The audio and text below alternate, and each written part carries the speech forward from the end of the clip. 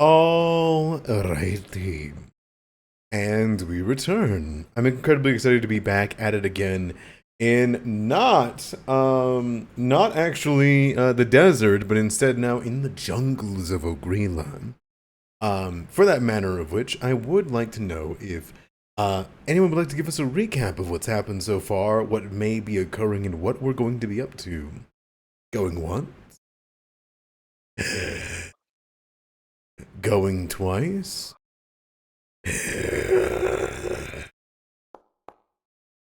And sold. Go ahead, Ted. And I said it, take it away. It took a while for my roll to come in because I had to finish my bite of food. That's okay. Last time on Sands of Doom, we found ourselves in not the tomb of Asmara, but the nursery of the third pharaoh. Regirear had many questions for us. Where is Asmara? Where is the third pharaoh? Has the pyramid been opened? Many questions, most of which we could not answer. We had many questions for him as well, but firstly, he was left 2 scrolls. Firstly, an ancient map of Ogreela. The second scroll, in ancient Nubian, was of a letter, assumedly from Asmara to Regirear. Talks of change, thanks, and goodbyes. The map, as it turns out, is a map on the places to go to raise the pyramid. Oh, sorry. Over there. Which, burps. Which, as it turns out, has already been done, seeing as Rahima did that. When we went to go leave, as he requested, fine, you can enter the pyramid, but I'm coming with. When we went to go leave, outside we ran into some old friends of Anicetta's, the Black Company, who had taken Rumbolt hostage and asked for everything we found in the tomb. Motioning to Regirear, we continued to negotiate until Regirear walked forward, and when Rumbolt was threatened and stabbed, he took the damage for Rumbolt and promptly decapitated the man with the Grimfire pistol. Taking it up, driving them back, and using the Grimfire pistol to fight back against a second wave of reinforcements, we managed to shrug them off, save Rumbold, and begin our journey to Ogreela. On the way there, we were stopped by a little oh god, I don't know the name of the dinosaur. You guys are gonna have to dinosaur. No, this was before. This was the little the first flying fella. The first little flying fella. I don't remember what he was, but he was kind of gross. Raptor gross! He was adorable! He vomited! Super cute whenever you're a fluffy little guy. Raptor help! Fair enough. Was it Ramphorhynchus, I believe? I don't remember the name. Who was given a name? Ramphorhynchus, given like yep. a formal name. Okay. Rahima senses that, oh god, sorry. So many burps. They're killing you. Senses that, it knows Kangana, and before long, a Carnotaurus runs us down and introduces himself, in common, as Kangana. The one reversed soul, with a man strapped to his back with the soul of a Carnotaurus. He speaks Feathered Soul and says Ra, which translates to Ra.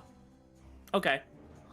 He then leads us towards the Great Lodge because Rahima, as it turns out, has pissed off a lot of people who want to speak to Rahima, chief of which is Matanjan.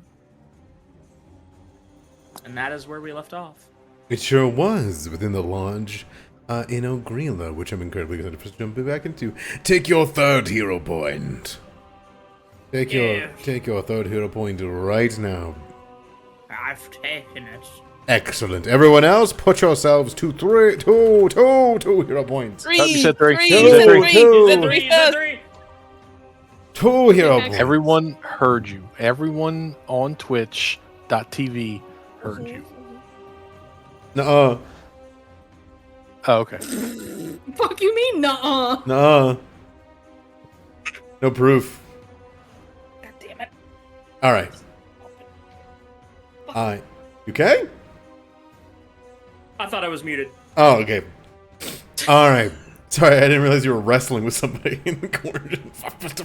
She was getting attacked by something. Absolutely. Struggling to open a sauce container. All right. And that is where we're going to dive back in.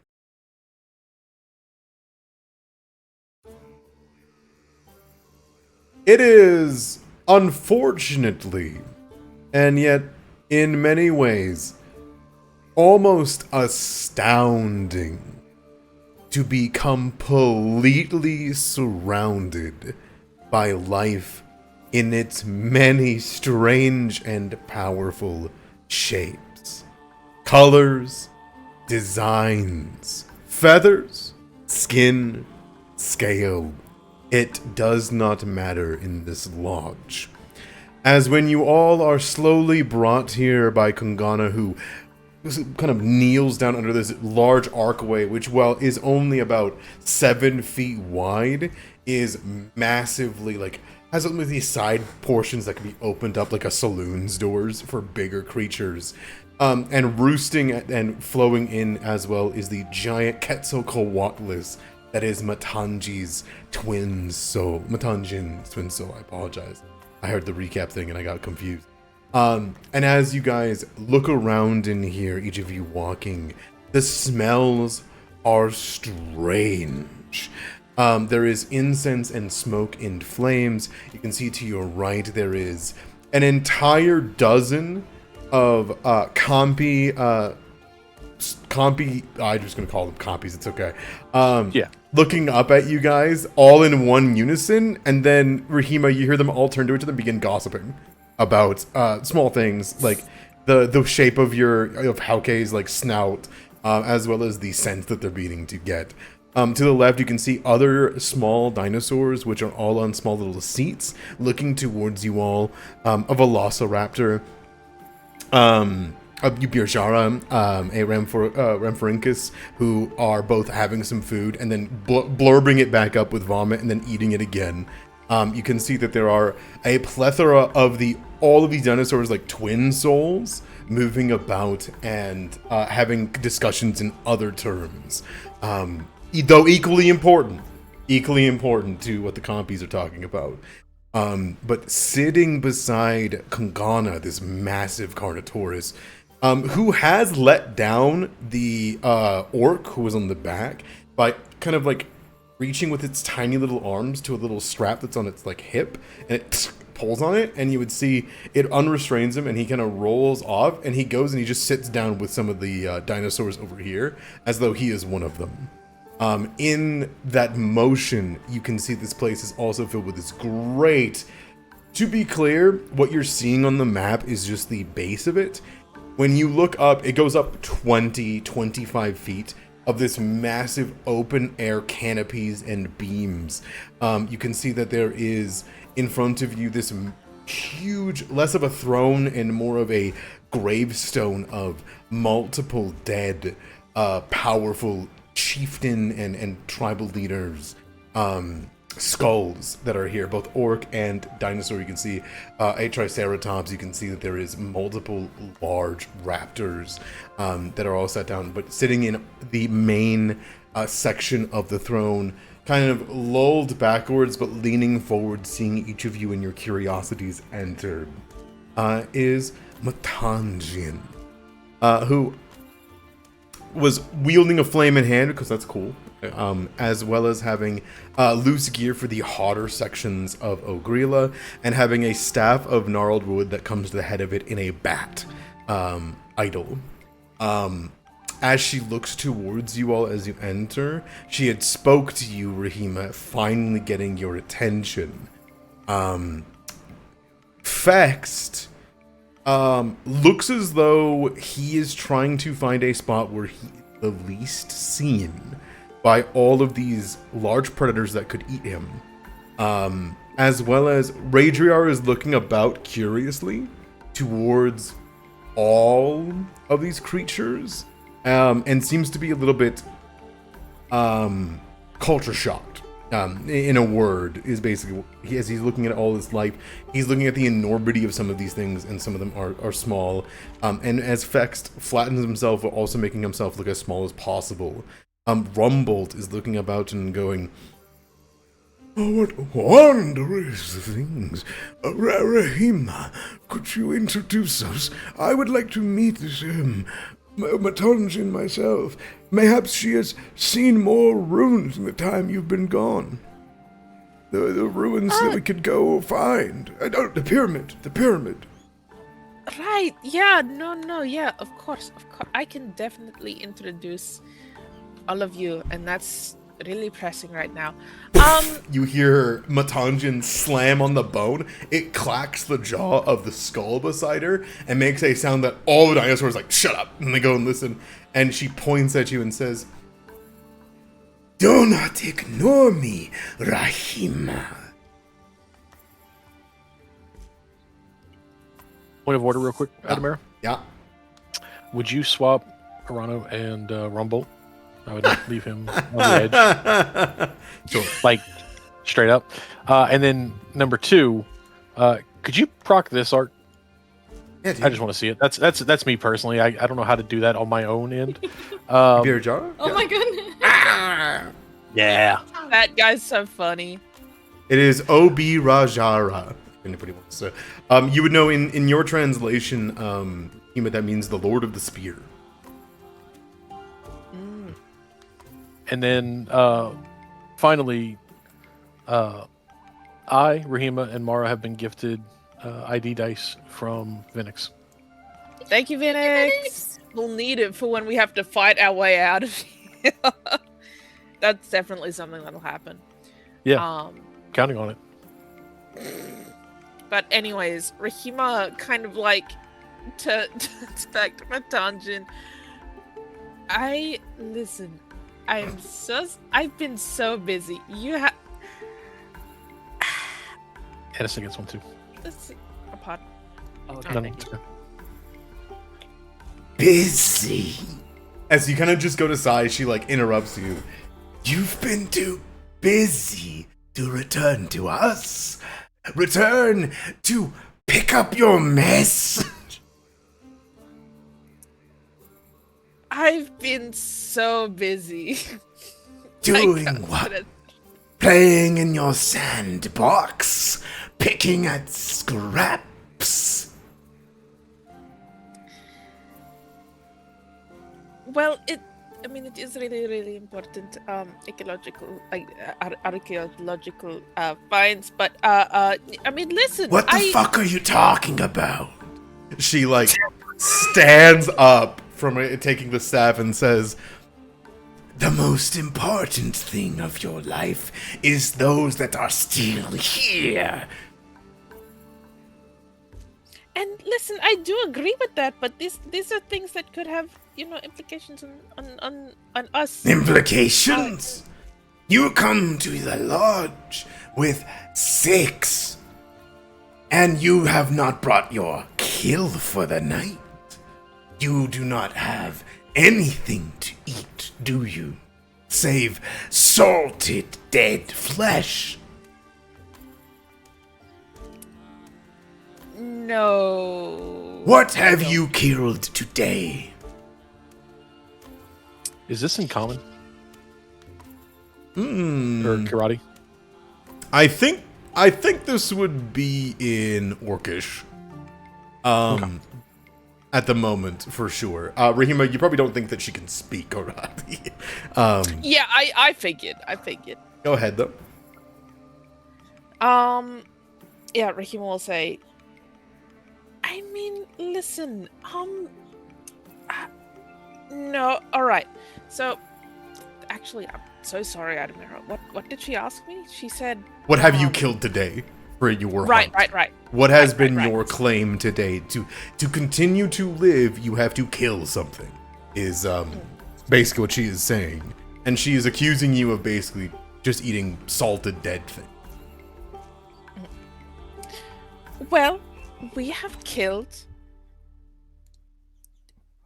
Okay, listen, this is very impressive, but we've killed doom jellies, which doesn't sound impressive, but they're very intimidating. Everyone here all of my friends here can attest that the doom jelly is very, very intimidating. And you can't eat them, but, some of the greatest hunts are things that you can't eat. She sinks into the throne and puts the four fingers on the temple, the one on the thumb on her jaw, and goes, "We have not lost you to a bloodberry bush yet. I am baffled."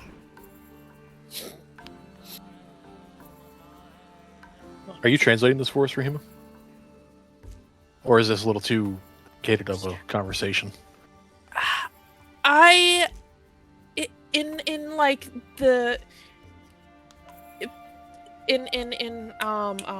Service of being of including everyone, I would like to translate, but I feel like realistically she either wouldn't be able to, with how fast it's going, or just wouldn't want to. I'd be okay if Hauke was speaking your dialogue and Rahima's translating. Because Matanjin can understand Hauke, right? Fully. If that works for you. True. Yeah, that works for me, then Cool. I'll do that. Cool twin soul stuff. Go You ahead. could tell her we killed about 100 of the Black Company today. This is true, but we can't eat them. But you know what? Actually, that's a good thought. Okay. And we also killed a lot of about 100 bandits, of the Black Company. That was very, very impressive. We can't eat those either, but What do you mean we cannot impressive. eat them? Where is the hall? I have plenty that need the food. Well, their bodies were taken by the sand because we had to leave very quickly because of the sand. Oh. So you killed, but you did not eat. You scrounged, but did not find anything. The only thing that you found is in our kingdom a massive pyramid of sand and bones, and the stones have ruined our people. We found a whole guy. Redriar was from one of the tombs that we just. Sorry, go on. You would see she leans forward and does a loud sniff into the air, as does the Quetzalcoatlus in the corner. And you would see them both ugh, at him. That is a dead creature you have brought here. Not worthy of life.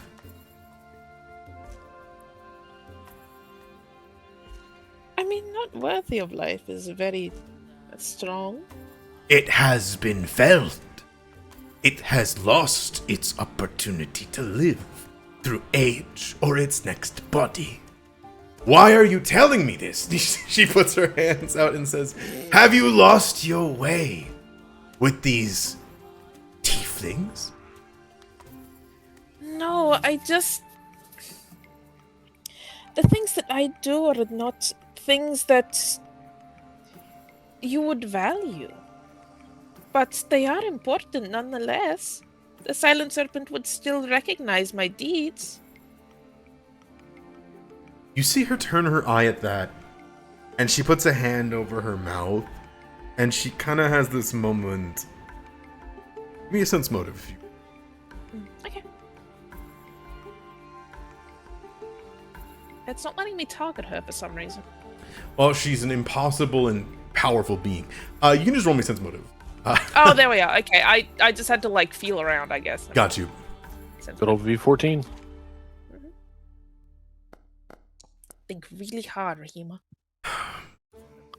You look at Matanjin, and you know Matanjin infamously does not appreciate what you do, right? Doesn't appreciate scouring. You obviously, as you conversation that's happening in hand, she very much believes that, you know, living your life for allies, your friends, you know, for whatnot. But when you say the Silent Serpent would recognize what I've done recently, her eye turns away from you in a way that makes you think that you've hit a mark. One far more true than you would realize. As she turns away, you can tell that you think the Silent Serpent has done something recently, or has done a response recently, or has made itself known in some way. You look... Has the Silent Serpent communicated with you? Not in me. Not with... There has been a chain. There has been a...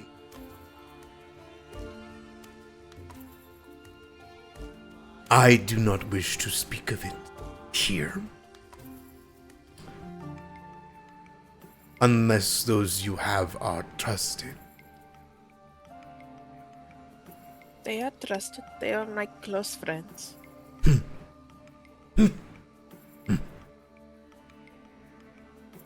And does your pack have its name? Where is their territory? Ooh, a party name. Skug punting, dude.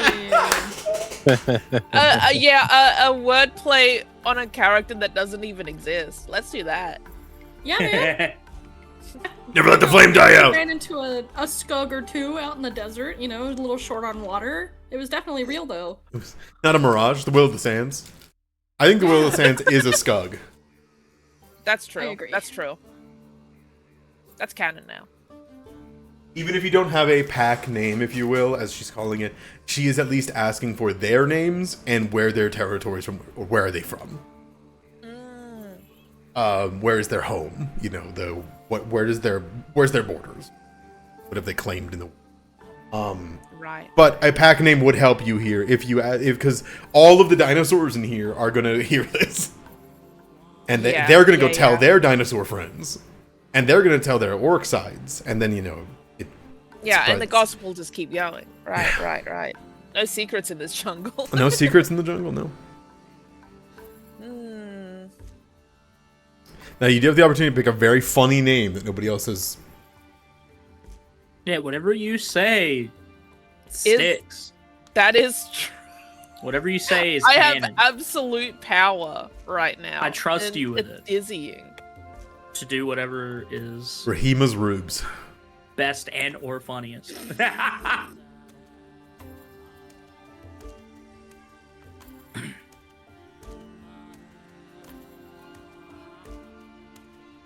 Prophecy's fangs.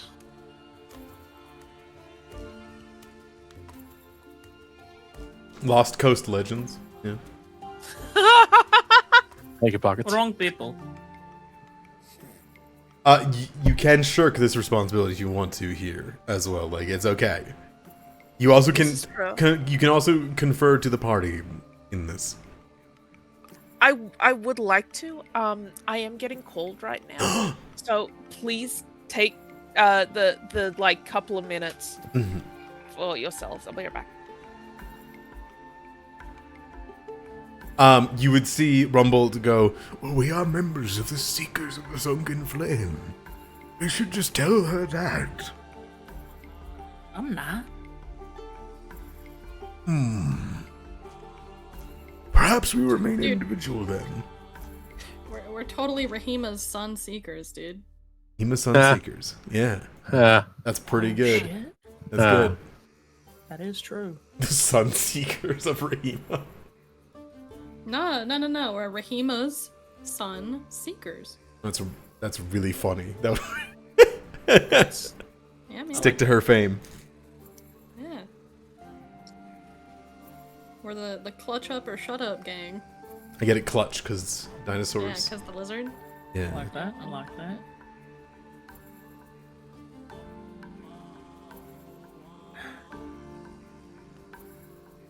I got nothing. I was never really the creative type.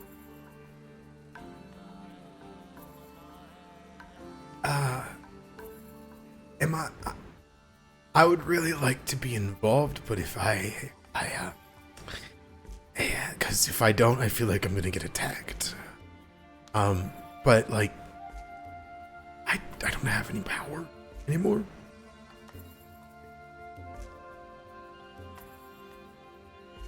You don't need powers. Right. He glances at Arano. Right. What are you looking at him for?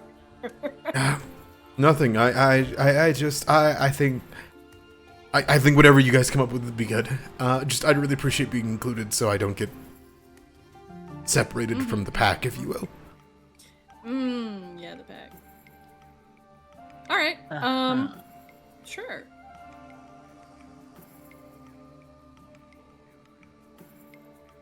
Man, thinking of a group name on the On the spot clip is a kinda- little kinda I've difficult. got like all the dramatic things in my head. That's I don't know if Let it's him like fly, dude. Let him fly. I want So- dramaticism because right now I'm sticking with Rahima's sun seekers until further notice. Anna said us assholes. Anna said us band of assholes. Oh. because we, Have because we've had a little bit of theming going on here. Prophecy's fangs of the prophecy, the serpent's fangs all stick out to me. I was going to say the scales of prophecy, but Ooh, I like it. I'd like That's that a little too. entendre. That's good. Not Yeah. drop Rahima's Sunseekers right now. That's Mara's pick. Rahima's Sunseekers and featuring Rumble, of course. I'm gonna say some bullshit like the Scales of Prophecy. Matanjan's gonna go, it's a weird ass pack name. It's a weird pack name. Listen, she's primed to dislike Rahima right now. She's gonna say that to anything that she says. This is Yeah. true. It could be Matunja's the best in the world at everything that she chooses to do, and she'd be like, "That's so performative." Brown noser. Yeah. Mm-hmm. I don't know. Scales of Prophecy was pretty good. I'm not gonna lie. Scales of Prophecy Thank you. is pretty good. Let's do that. Okay. Our pact name is Scales of Prophecy. And your territory. We do not have a territory. We roam around now. Could say Kirat. I feel like that's a pretty solid territory that we have now. Oh, I imagine like Mara's like like the skull is like whispering over to Rahima. Also Alkirat. I actually now thinking about it, Alkirat is probably a more concrete, You hear like all the little dinosaurs begin to like appear to each other, and you hear one of them go, "They own Kirat." Rahima doesn't correct them. Rahima Don't doesn't correct them, yeah. Matanjin thinks, kind of waits a moment. I suppose it makes sense why you said that you would be bringing this foreigners to our jungles. Why they would need help, even to make it to their pyramid. It's going to be dangerous. It is going to be treacherous. Everyone within this jungle will see the new prey and go eat, as is their right. Yeah, Rahima does nod. She's like, it is their right to hunt as they will. Yes. We have been asked to escort through my territory these creatures and single-souled. I, for one,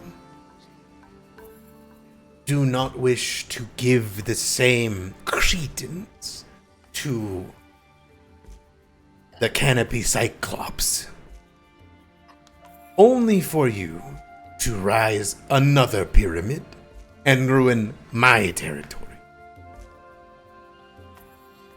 There are no other pyramids like that one. I can tell you this. If there are, I will eat from bones. I know, and honestly, I, if there is another pyramid exactly like that one, but just somewhere else, I'd be like, you know what, that's fair. That is fair. Yeah. Yes. That's fair, yeah. She leans forward for a moment. There has been a change, Rahima. There is no point hiding it. Jungle speaks of it. It is since the pyramid has risen, the silent serpent has made her will clear. To some, the very least, many are compelled to follow it and are not seen again. I am worried at what you have done.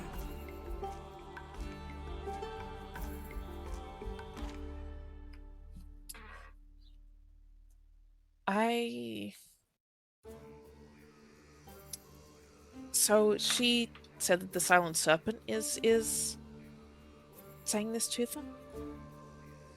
She is saying that the silent serpent has done something of recent, is making their will known in some manner, shape, or form to certain orcs.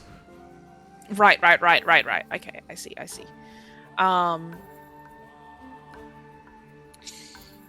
I see. That is... I believe that we met someone who felt compelled by that same call. Let me just... It was... Ahuatsi? It was no call, Kima.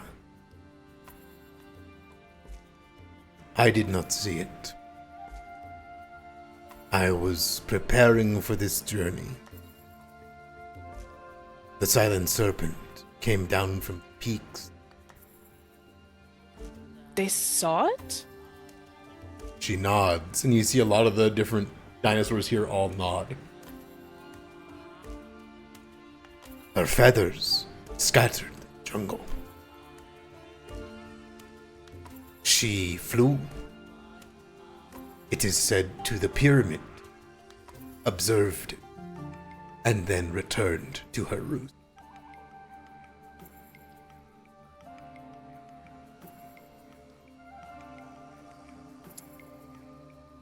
I see.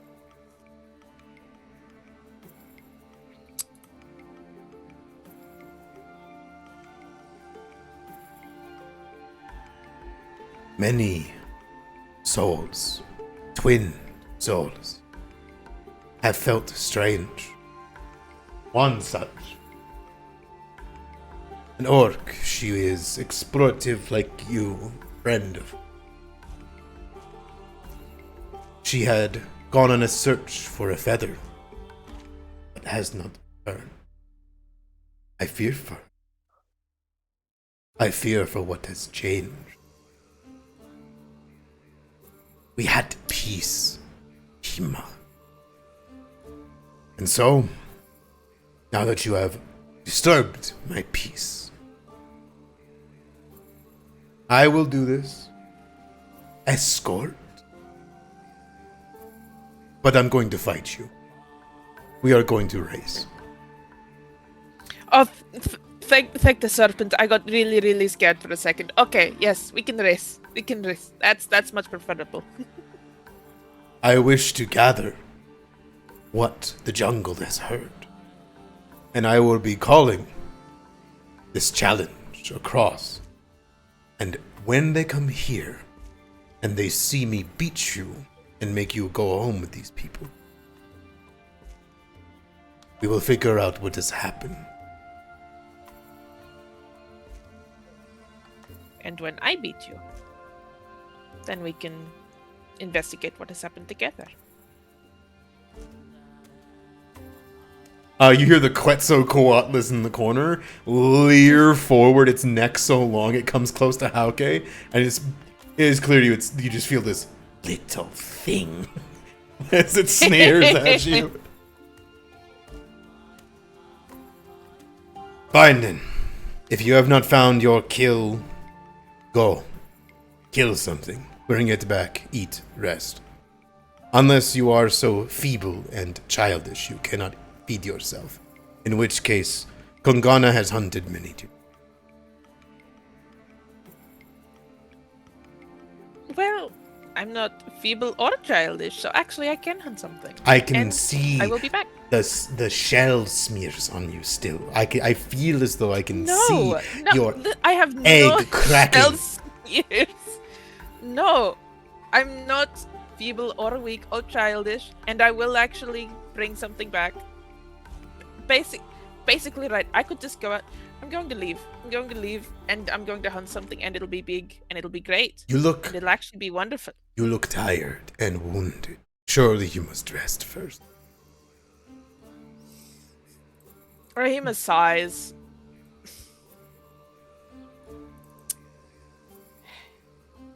I mean, everyone looks fine. This is post level up rest. Post level up rest. No, I know. I'm playing it up. Okay, go for it. Go for it. That's fine. You might have a point. But, yeah, maybe. Go then. Be nice. Rest in my chambers. She gestures to this door. Thank you very much, Matanjin. You hear a from the Quetzal, and you hear it go, "Fuck, she is." And Matanjin kind of thinks for a second and says, "Fine. If you are bringing your whole pack, then not my chambers. Go this way." Thank you. It pushes the door open with its beak.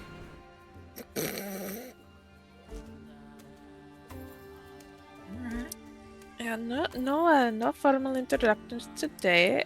Maybe after I beat her in the race, it will. Everything will be okay after that. You I think unknown creatures. She looks at the other.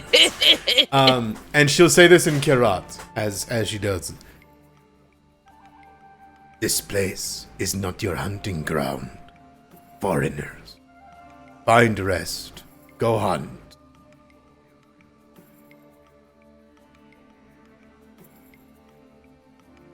I think Mara would nod and relay to Radriar in the best Anubian she can that we're going to rest here. What? No, that's it. She literally just said sure. Ah, there is a strict no peeing rule in the area, save for the designated locations. I do not know how Al-Kirat does its primitive, but we do not pee on the floor here. We don't pee on the floor in El Kirat. She leans Did someone back. tell you they do? Sure. Fuck you mean sure? I have seen how you conduct yourselves in the desert.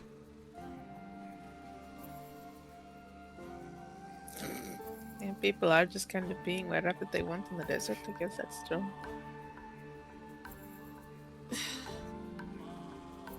Right.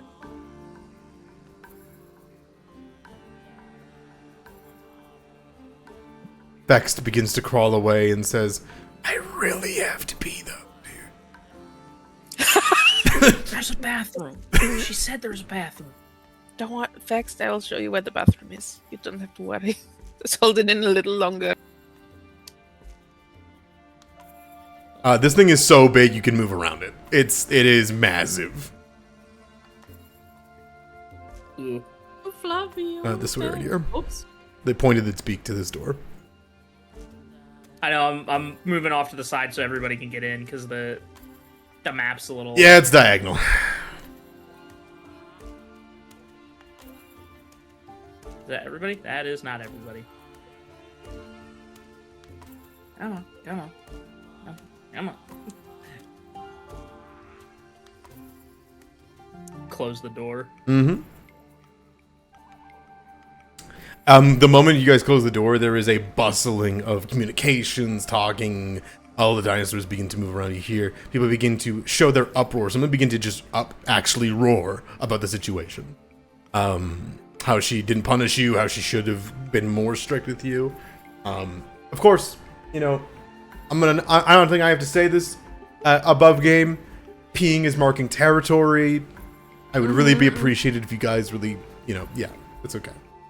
You guys get it. Wasn't planning on pissing on the floor. Well, just in case. You have to be careful. Let them think what they want. They don't think we understand the concept of a slit-trenched latrine. That's their mistake. Arano, please. You say that like that's gonna come up as a tactical advantage or something. Rahima, is that one of your tribal leaders? Does she hold great weight? Yeah, she is. So she is sort of the leader of the tribe that we are currently in. She has openly spoken of disdain of Kirat. I will not give her any daggers, no matter how small. Okay. Do you have an extra dagger?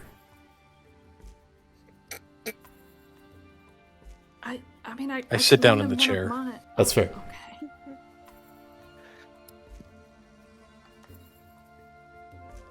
Raydrar looks around this room. Rumbold kind of sits down. Rumbold begins to study the kind of various small, like, differences in the room. You can see that the wood that's made from is a completely foreign wood to what is usually used within Kirat. It has this, like, dark, strange, like, the amount of age in any one of these actual solid furniture pieces needed some great massive creature to either knock it over or bite through it, and has been carved very carefully over a great period of time. Rahima, as you know, that this place can be moved by the Quetzalcoatlus to like lift with like a couple other dinosaurs. This place often like is packed up or it rumbles around a bit before they carry it off to another area. You know, they do a pretty good job of the furnishings and decorations, considering that this whole place can be moved. This building can be moved? Oh, well, no, the entire camp can be, yes. The Quetzalcoatlus and other dinosaurs, they can lift it up and move it if need be. Must be handy. Yeah, probably. Nothing than I know. I'm sorry. I'm going to be honest, I'm really on edge because I thought that I was going to be fighting with Dungeon and then dying and being eaten. So, that's kind of where my head is at. Thank goodness for Kongana, though. Would it be one-on-one? Would you not be able to enlist help?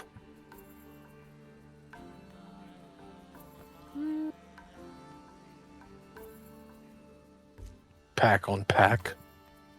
I could try and bargain for it, but I am the one who did the wrongdoing. I am the one who would need to own up to it. Raising the pyramid was a wrongdoing?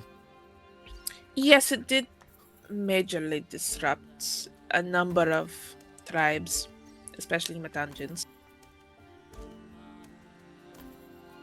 I'm starting to see the bigger picture here.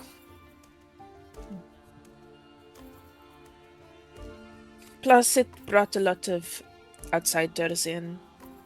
I'm sure not everyone has been as respectful or has been. I don't know. There were some fine specimens of humanoid kind out there, yes. Exactly. Many would love to see whenever they see our prosperity, would love to come and steal it for themselves.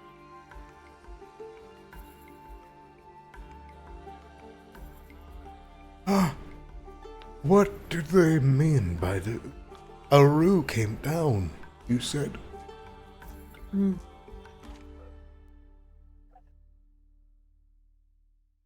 She investigated the pyramid and left. And any orc that laid eyes upon her have been feeling strange and seeking out her feathers, which I want to investigate as soon as possible, but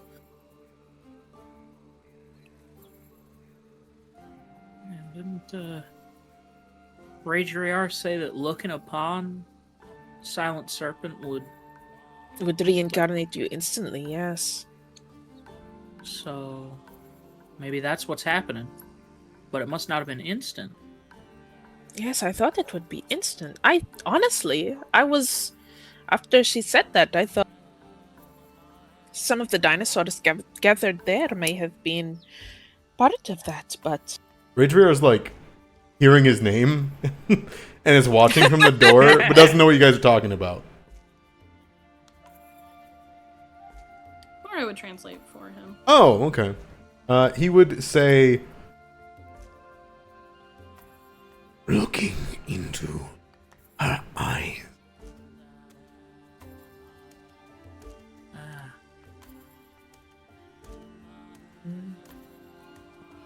Let's see.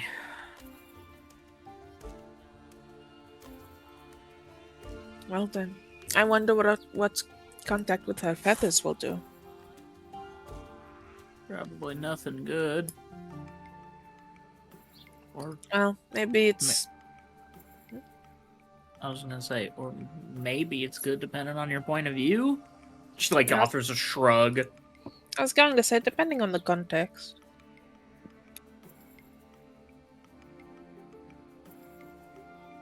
What the fuck? My bad. You guys may rest as you want to here. Oh my god. You've been given the night. I forgot to size you guys down like the rest of the tokens in this place. I apologize. Oh, small. We've been smalled. Oh no. No, they're smiling us.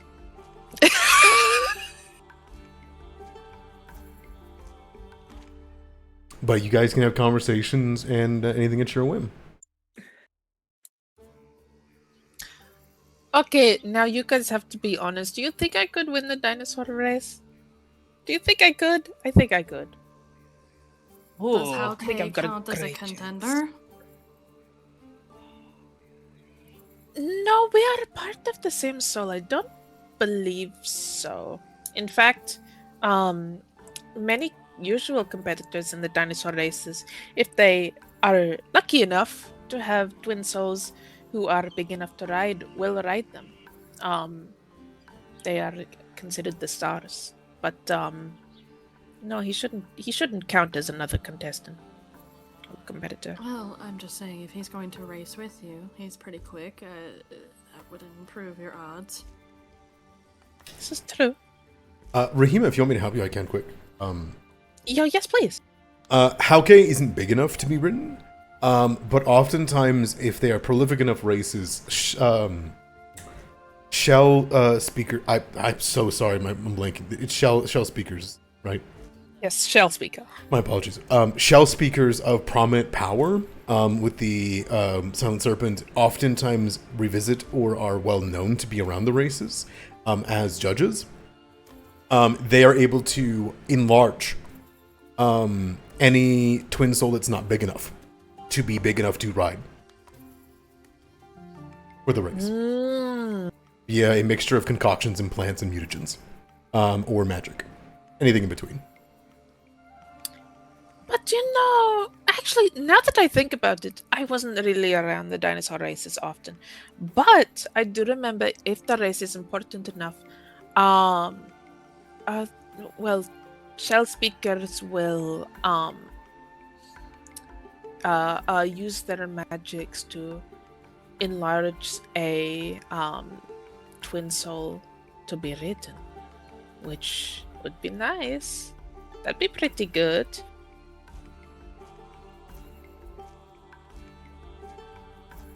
Oh, this certainly seems important.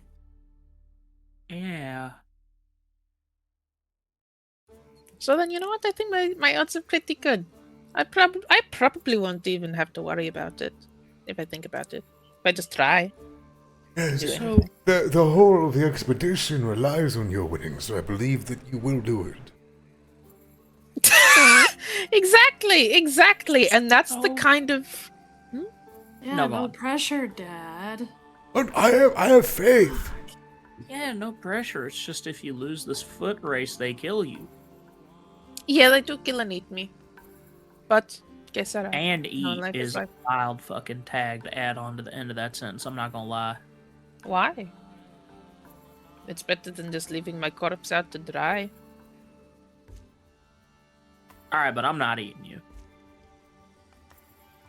Why not? She kind of gives a like, you know that like where you move your head backwards while shaking it, like. Ugh. From what I understand, Anisette, the devouring of the prey that you kill in these lands is, by and large, a sacred and honorable thing. To leave them to rot with the mold and, as you say, dry out is, it's not very kind of you to say. Yeah. Yeah, it's actually kind of hurtful that you would not eat my body. She like puts her hands up. You can say whatever you want. I'm not eating Rahima. I see. Okay. Anisetta, for what it's worth, I would eat you.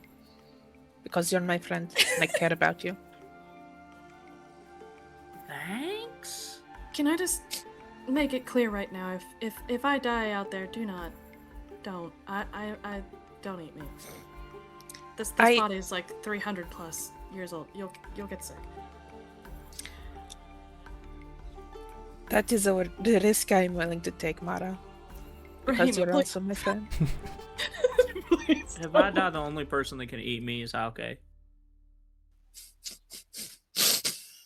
Not really you. leave She me if like you really points wanted at to. Rahima. She like points at Rahima. Not you. Wait, Damn. no, okay, no, actually, this is the really fascinating. What's the like consciousness like gap here? He is just as much a part of me as I am a part of him. Fuck if There I is know. no. Okay. All right. It just Fuck feels. me, I You know guess. what? You know what? Fine. Rahima and Hauke can eat me. No one else. Thank you. Wow, you won't even let us eat you, Anisetta? That's crazy. You just said you didn't want to be eaten. I said I'll make you sick if you eat me. I don't care if you do. Okay, I'm not eating you. Well, I mean, yeah, but talk about who's gonna be allowed to eat you. What about you, Arano? Who's Damn. allowed to eat you? Who's allowed to eat you? Anyone who's able to kill me. Metal. I think Mara would just give him like a little finger gun, like, got you covered. Metal. The only one who's tried so far was a big world-ending snake, and look where we are now. This is true. Just two best friends with giant holes in our chests? I can always count on you, Mara, to buoy the mood of the room. Don't get used to it. Well, I'm glad that we have funeral arrangements out of the way. Um, Counts as a form. Mara wishes to be embalmed. Wasn't I already embalmed? Again, Technically? Again? I can't. you told me that before. Is that... Have you changed? Again. No. I didn't think it would be needed again. I more meant you to be prepared again. Oh, yeah. I mean, yeah. If there's anything still, she kind of just like gestures to herself left in there. Prepared for the table, or No, I don't think Mara would make for a good table. Is it? I mean, like prepared to eat. No. You see, the ancient Embalmed. Nubians had a very tactile and religious form of being able to preserve bodies. What they would do is they would be able to scoop from the nose the brains and the organs of someone's head. They would dig into the stomach and pull away any intestines and the like, and after they were done retrieving any vital organs, they would put them with canopic jars. The jars were said to be sacred to the soul of the person, affixing them close by and protected by some seal of Anubis. Then they would prepare the body, dehydrate it with nitron, a form of a salt. And after preparing them and wrapping them in sacred wrappings blessed by the Ennead and the Aru, they would entomb them within a sarcophagus or within a resting chamber. That's what Mara wants. And you know, That's the that process reason- would probably go much quicker if the body was already eaten. So I feel like that's not incompatible. Mara jerky.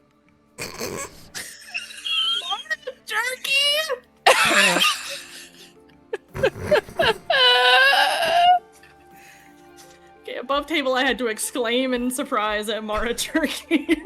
I want you to know I was resisting saying Mara jerky the whole time. Oh my god. Thank you, You're- Iris, Also, Anna for saying what I could. like out loud to all of you, just like Mara jerky. Mara's full name is Mara Jerky Anubisat. No, it's not. I'm sorry, continue. But I think Mara would just kind of like amicably put her hands out, like, there you go. That would be nice. I still don't know if there's anything actually left from the last time, though, to be fair. Kind of like knocks on the forehead. Don't even know if I got a brain, really. It's the reason my mouth is stitched.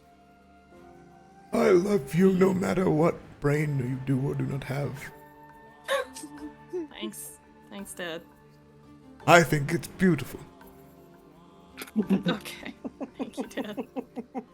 Listen, you are much smarter than many of the university graduates that I have had to deal with in the I said gig, that I so- don't know. This is not confirmation that there's no brain in there. I just imagine Rumble with a shirt that says "I heart my brainless daughter."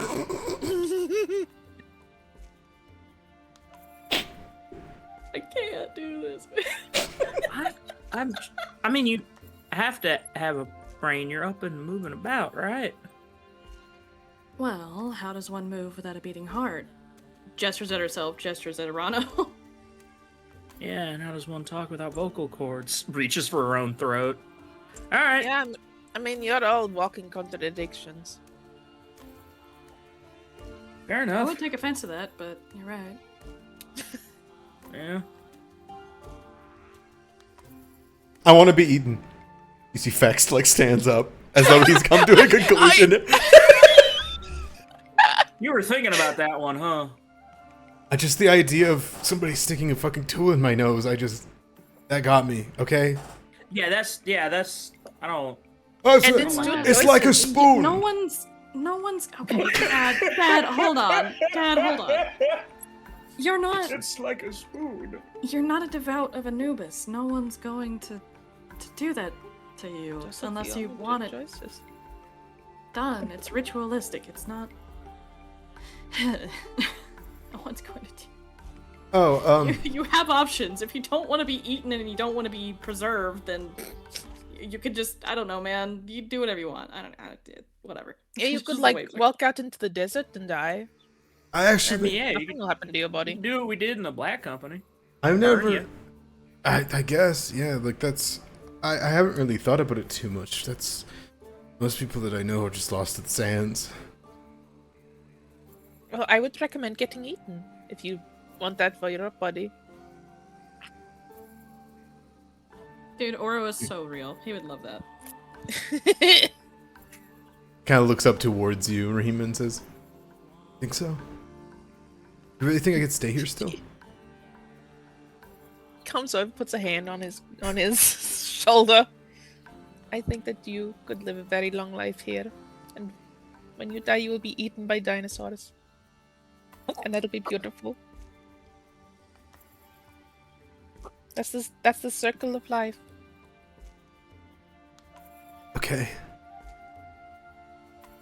She nods like she's given profound, life-changing advice.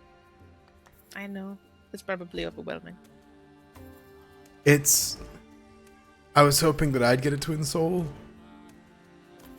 Oh no, that's not how it works. Sorry. Oh. I mean, you could like make friends with a dinosaur. That's not the same, but you could have a friend. That's what you want. Wait. I've actually always wanted to know, how does that even happen? Is it something you're born with? Do you discover it? Okay. So let me pull out the diagram. Let me pull out the chart. There's Not a the chart? You So- have this ready? Oh yes. Just in case someone asks Oh, me this how very they question. didn't eat this chart too? No, I got it. Don't worry. She pulls out like this big thing of like butcher paper. Okay. So, first off, so what happened was that the orcs, like long story short, were chased out of their old home, right? Like from beyond the mountains. They were chased from the mountain range into Ogrila. They came to Ogrila. They got to the plateau, and the silent serpent spoke to them for the very first time and told them, "Listen, you can talk to dinosaurs now. You can you have these wind souls who will be your other half, and you will reincarnate every single lifetime until you have earned your way into Oro. And also you can't kill dinosaurs unless it's purely in self-defense or any like feathered. You get it. And then it just kept on continuing. It's a bloodline thing, but every single orc, well, I guess every single orc like descends from them, like the ones here, so that makes sense. But you do discover it in your life. Every orc has it. But it, like I said, you have to discover it. Mine came early. Is this something exclusive to orcs? As far as I'm aware. Sorry, Fext. It's all right. I can live a long life here. Sounds like so. Yeah. That should be definitely. okay. Better than being a cave slave. And having to sleep in the robes. That was the saddest. That was so sad. Wait. And he looks down. I can sleep in the bed. Has he just like been sitting on the floor this whole time? You can tell that he's like, yeah, he's probably like, he's been covered in water for so long that he just like finally stands up. He looks down, and he like grabs it, kind of begins to palm it, and then like slowly slides in, fully clothed. Well, No more bedwetting. I mean, consider yourself lucky. You don't have to deal with the possibility of being like Kongana out there, a switched soul. Sorry, I can't get out of my head that he's like still in bed, like looking at the child in the story. Sorry, Bedtime story, Rima. I got fucking blasted in that brain image. He looks up at you from the bed, kind of pulling the covers up, and just says, he's too comfy. It's perfect. He says, "That's not gonna happen to you, is it?" No, it's something that happens when you like awaken to your soul. Okay. A child. I'm glad it didn't happen to you.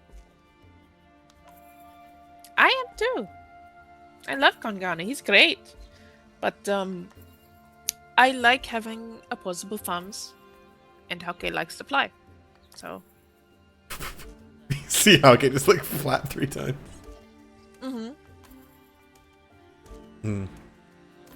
Text goes. But Oh, this is really gonna be tired.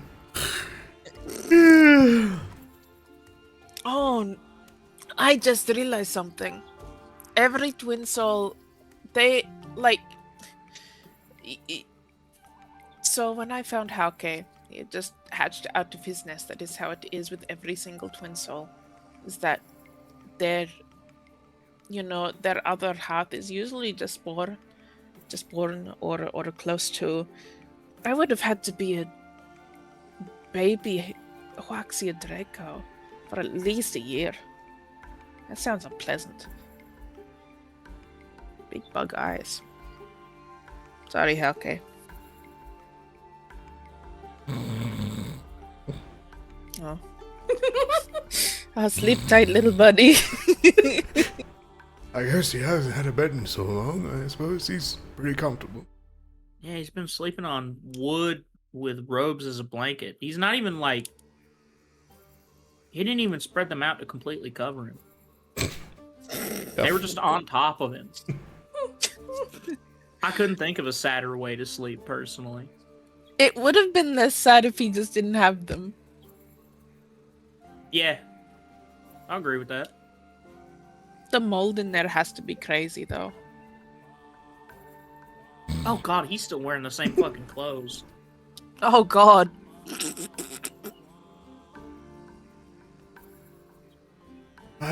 We just don't think about it, alright? We just don't think about it. No, we're not. We're not. If you would like, I could sleep within a chair. I often do so at my desk. If rest to Arano. No. If anybody's not gonna take a bed, it's gonna be either me or probably Radiard. Do you sleep? She asked him. Just slowly shakes the snout left, right. Yeah, I figured not. Alright, well, sounds like we're... Ooh. Sounds like it's She, gonna be like- in Radriar. She like looks, counts the beds. Just realized y'all probably don't want to sleep in the same room as me. Why not? Why?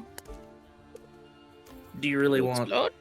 the light and the dancing in this small ass room? I'm sorry, I- dancing? Yeah, dancing? Y'all didn't know? That's right, none of us have slept in the same room yet. I dance when I sleep.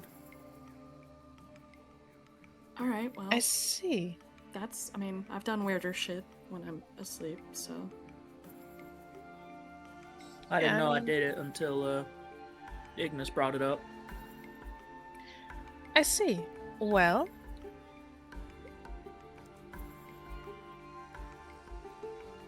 I mean, I don't think we have much of a choice. Shame.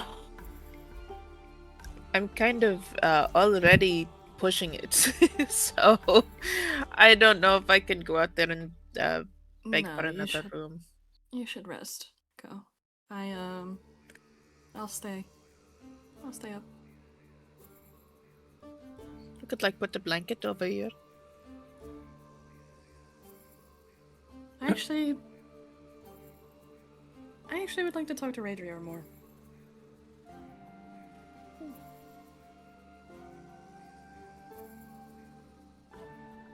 I could also stay up, talk to Radriar. Dad, no. Oh. We're not trying to be here for 3 days. You need sleep. You need sleep. I'll just take this bed then. And Love you so much, Anybody- though. out of anybody that needs to sleep is in a bed, is you the most. And he kind of like reaches up to his back, and like you see, he can't see it. He like tries to pull it up his shirt to make sure everyone's like if he's okay.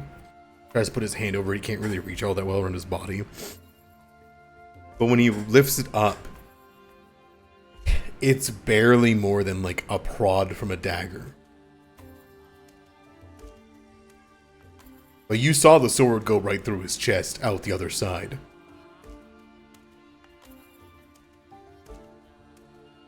Huh. Oh, well.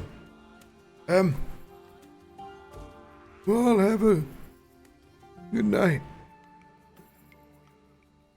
Yeah. Yes. You also night. fall unconscious.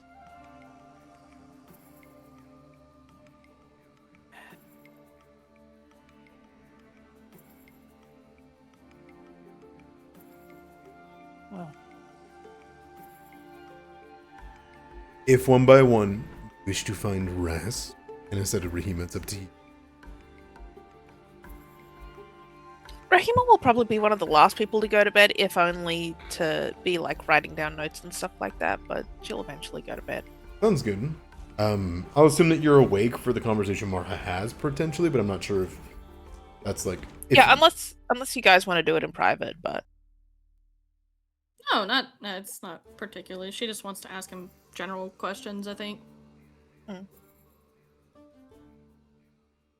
Alright. In that case, you may fall to rest. Or at least, Anisetta, you begin to bring your head down, find some sleep. yeah. Arano, there is an open bed. If you do not rest after this exhausting day, you will gain the fatigued condition. It is unoptimal. I mean, I've got a bedroll.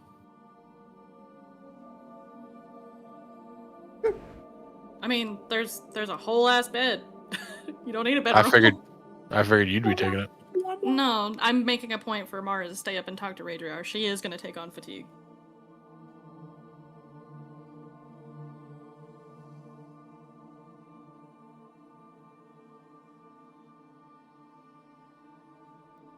There is a quiet as Arano. Do you go through your whole motions, do you think? Or do you think being out here, even take off your armor? Yeah, I think there's enough of him that is trusting enough at Radriar standing at the door, his allies gathered in the room, and knowing how debilitating it can be out here if you don't get that recovery. Oh, you yeah. don't take the time to, like, you are more detrimental. You're basically de-leveled by one. Yeah. And that will not serve anybody well.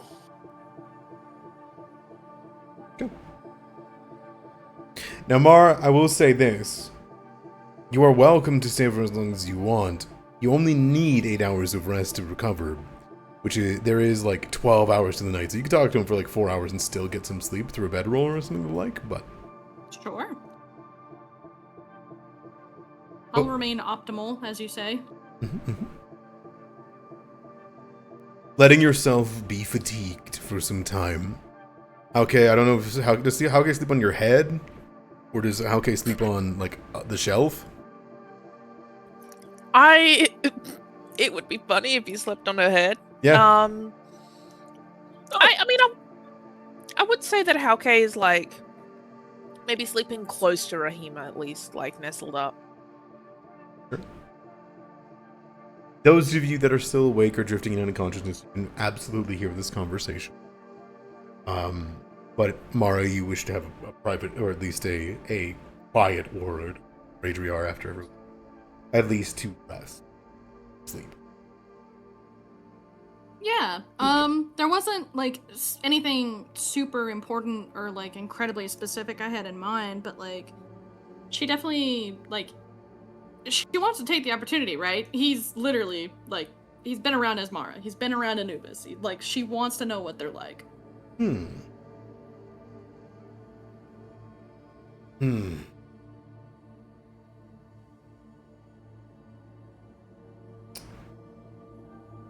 I think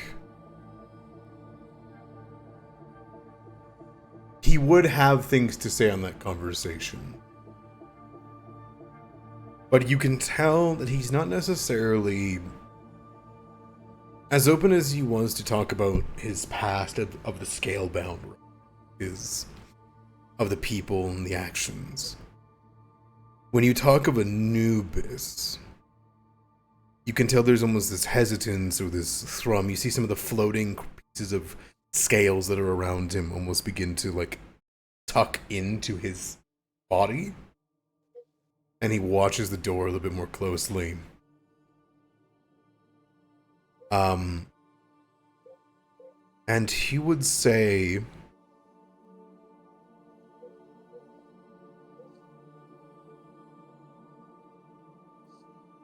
Anubis was tired.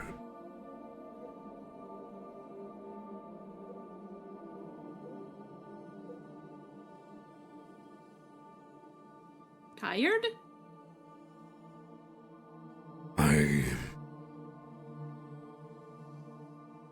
It is difficult. A god is not immortal.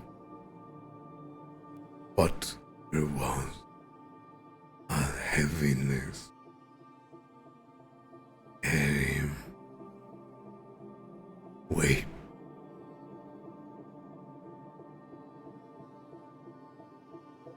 He had to reckon with the ends of entire worlds. I can imagine that takes a toll. He nods. Rare was the soul that was weightless.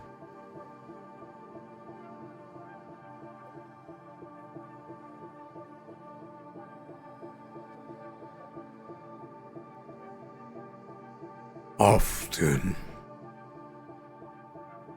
many were not given judgment.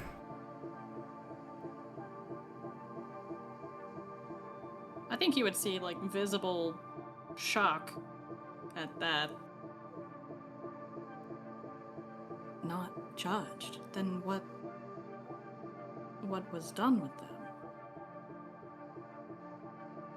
Those who were hated the most.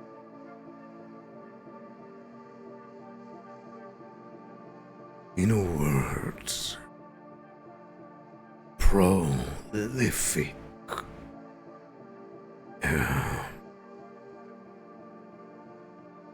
The souls of valiant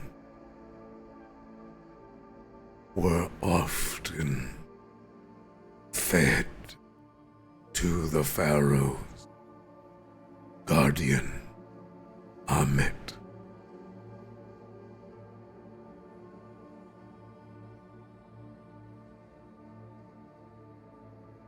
Souls fed to Ahmet don't.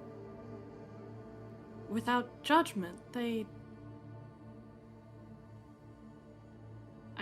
I think she would kind of like turn inward to herself and like think upon this.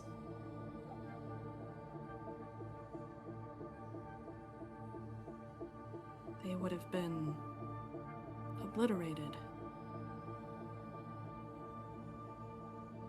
There is They not? a slow nod.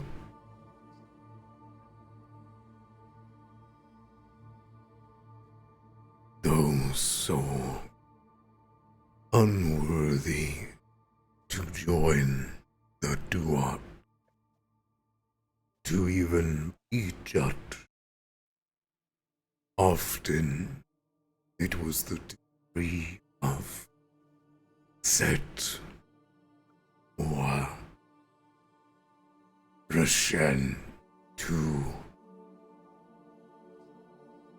disallow their journey and judgment.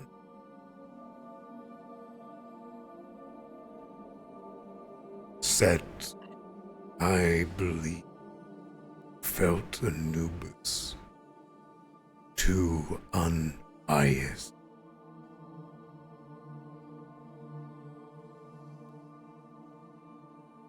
She kind of like puts a hand up, like, duh. Of course he is. Like, I don't even know if he would know the gesture, but like, He kind of watches your hands. You are in shock.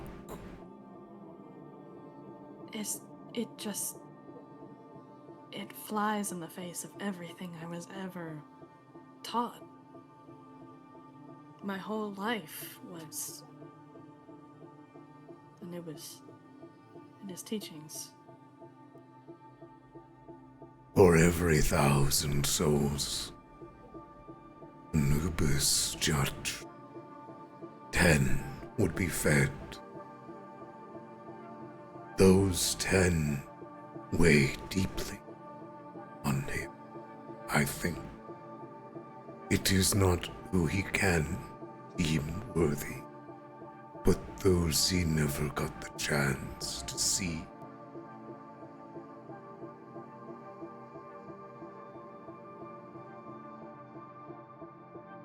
She nods, but I think she's like visibly upset by this. Asmara brought Chain.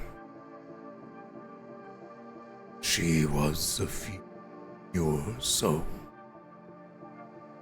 When she guided young Amu, the voice of Anubis returned to our land.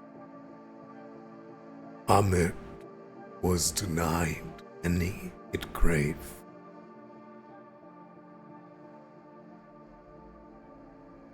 The Pharaoh became just, guided by her kind hand. The first Pharaoh was not.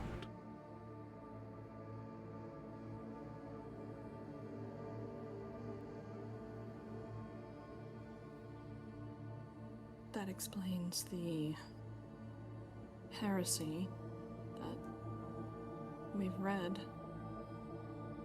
It goes against everything that I was taught, it goes against everything that my father has spent his entire life learning. Things just, they don't add up as they should. It was Rashen who guided the first Pharaoh. He leaded the budding empire. He was the first to hear the Ennead voice.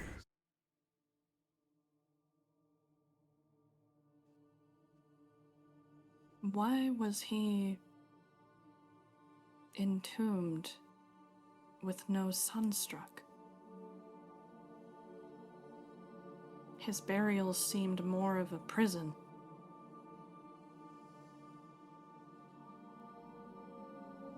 The Pharaoh killed that sunstruck.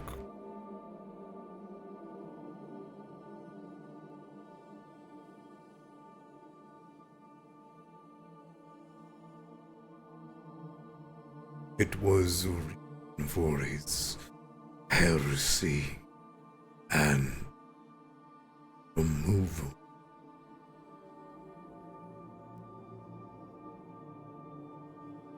Just for killing a sunstruck? Not that... okay. He shakes his head.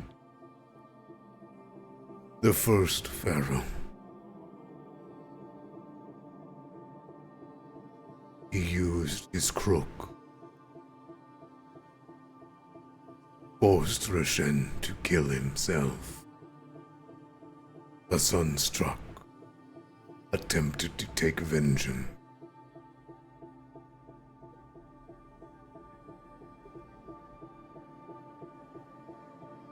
Ah, I see. I did not know how Roshen died. I did not know the heresy. But if what you tell me is true, I have no doubt that that is what was done. To kill a Pepseth before it was born from Roshen.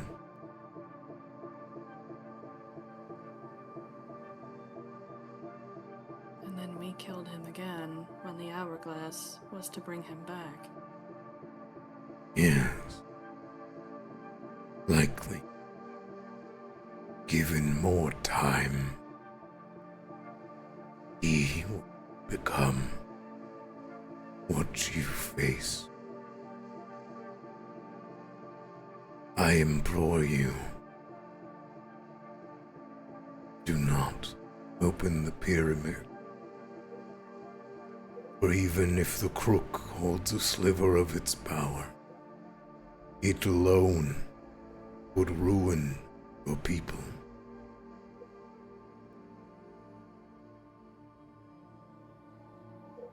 I think Mara takes a moment, her fingers like drumming on the table quietly to not wake everyone, but she shakes her head, looks up at him. I believe our people to be already ruined. Not in this life, but the next. There is very little choice we have except to try to change our fate by any means possible, or to lay down and accept it. And for the time I've known these people, her hand sweeps over the party, they aren't exactly the type to lay down and take it. Neither am I.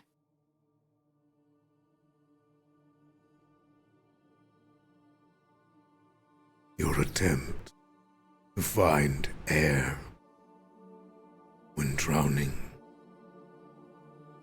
will only drown the person you push down. What would you have us do, Radriar? You yourself took an oath to ensure the survival of your people. That was of massive sacrifice. Are we not to do the same? I would have you unrestrained, unbound.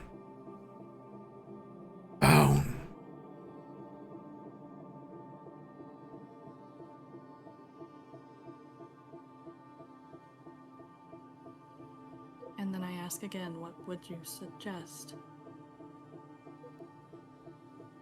Without tangible action, this is the only thing we have. Return to your home. Mend your wounds. Fight if you must. Die if you must. But be free of the mistakes.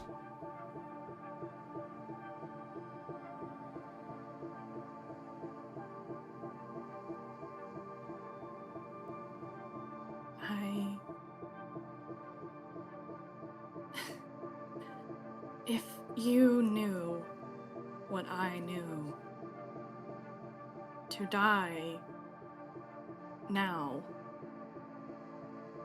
would just be utter obliteration. I cannot. I'm sorry.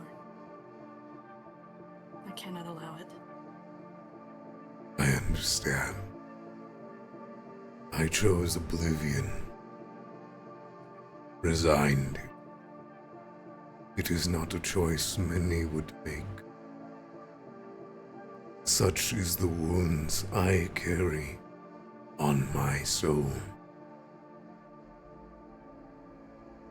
I fear if you wield these weapons, there will be nothing left.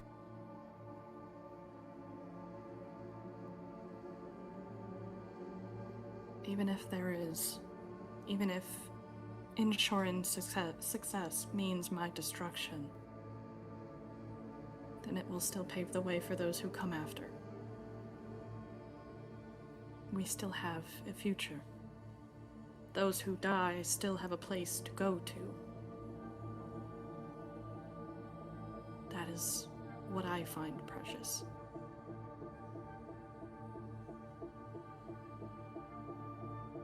He waits, nods.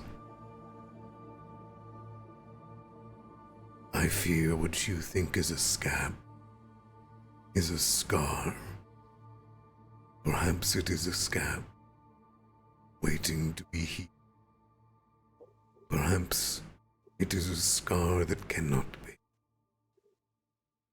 I will not take that choice from you. I only mean to spare you from what you will.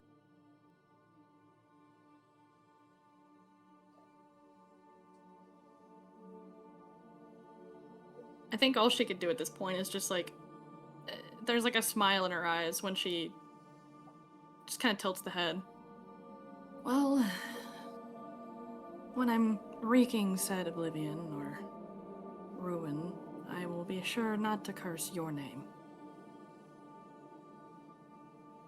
He nods, looks over these people. What blessings you have to speak your word and fight your battles.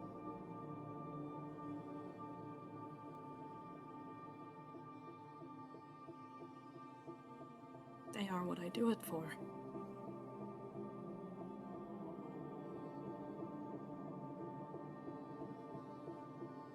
Your people are blessed if you cannot. You do them a great service, protect. But you cannot protect them from what's coming. Even this old man, whom you love dearly, but the hands of the tools of the Inubian will be different. I will say no more. I mean only to check on Asmara before I live what I have left of life. She nods. We'll be happy to help you find her. Or where she has gone, at least.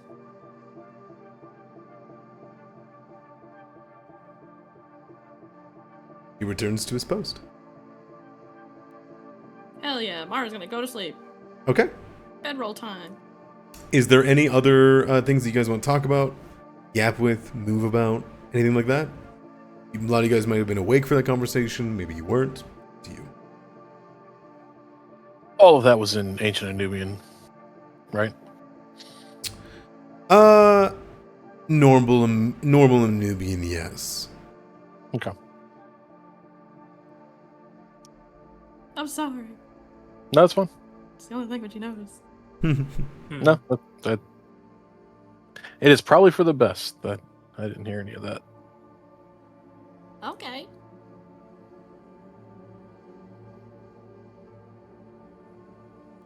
You may take a night's rest, all of you.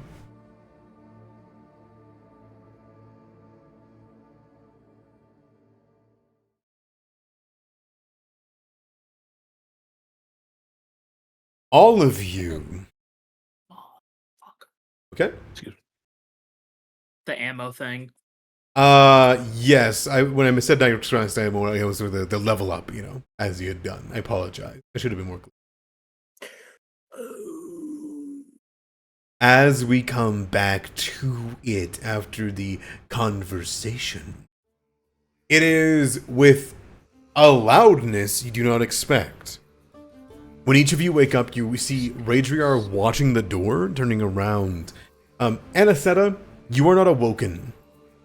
Or nobody else seems to be awoken by the light. It seems that everybody sleeps through it, or at the very least, if Radriar saw it, he does not wake you up about it, if that makes sense. Yeah, he doesn't comment on it. However, you do wake up standing as about, we'll say, 9 hours into the rest. It sounds like there is a commotion within the lodge. There's howling, there's movements, there's people talking, there's people shouting. Dinosaurs begin to run by your door and then open things. People go up and down, things begin to flap. The whole place begins to shake as though the whole nest has been moved in some manner, shape, or form.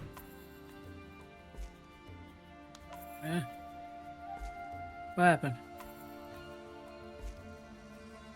Radriar just turns around and then looks at you and says something in a new you do not understand. She just kind of gives a tired nod, uh-huh. Yeah. Rumble shoots up awake. Arana, you said you were going to say something? Yeah, I think immediately if there's any ounce of foreign outside noise and rumbling, he's up and his weapon is in hand. What the hell is going on? You hear me when you hear Rumble go, what is happening?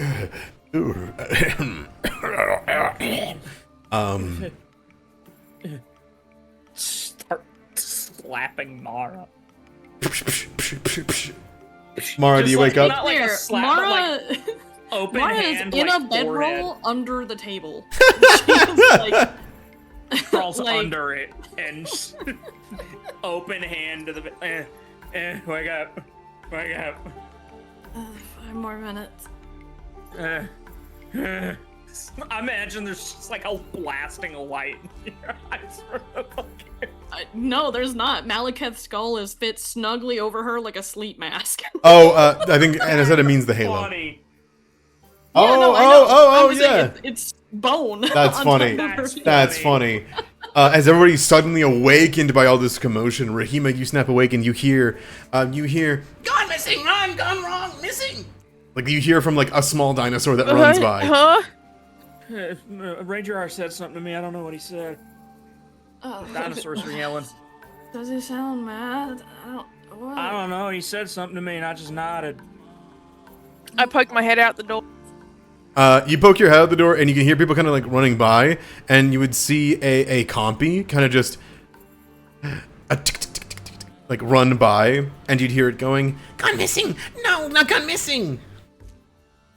Who's gone missing? What? What was that? You see it go underneath the door. Oh, fuck's sake. Don't stop running. The door opens and you would see the Quetzal just staring at you with one big eye, and it goes, and there is shouts in the other room even over it as all of them are in a kerfuffle. Some of them are having shouts, yelling over each other. It's very difficult before you'd hear the on the dinosaur's skull from the throne, and you would hear a very tired Matanjan kind of waving up the hand and would say, Telengen, yes. It's kind of waves up the hand. I am aware he is missing. Is he dead? Eaten? Hunted? Killed? And you see there's these 2 orcs that are beside with that are staring. Their eyes are wide, there's blood smeared across their faces. And they look towards Matanjan and they say, not missing. No, not missing. He found it. A feather. And you see Matanjan kind of leer forward and say, honor then. My brother has found a piece of the silent serpent's will. They look at each other and they have this stare before they say, he has lost himself in it. He is no longer of our tribe. He is no longer of any tribe. He is no longer a twin soul. Matanjin, like, leers forward at this and says, "What? Did you kill his twin?" And you see she, like, begins to point with the staff and flames begin to come across it. Rahima, you come in and say that you see that people begin to turn over towards you at all this commotion and chaos. And they say, No, he went missing. He killed 2 of the others, ate them, and added them. She, like, waves her hand in the air as if, go on. I do not know. Telengin is gone. Ran to the caves, driven by some madness. She, like, looks curiously at you, Rahima, coming in. Dungeon pulls back and says, "If there is great danger, the people of Ogrila are coming for a race today. What are we to do? What are we to say? That my brother is gone and the silent serpent has changed?" Orcs just begin to look at each other, unsure what to do. You're given an opening, Rahima. Listen, where is he? Where did he go? Do you know what cave he went into? Yes, bad tracks. I do not recommend you go. But someone has to take care of this. Kungana lets out a like this like low roar that shakes the foundations of everybody else, but it seems to catch attention, and he says, "Rahima, you are the best tracker. It is wise for you to go, but we do not know what has happened to us, our friend." If I am also in tune to some degree with the Silent Serpent's will, I feel as though I am also the best equipped to help him and understand what has happened.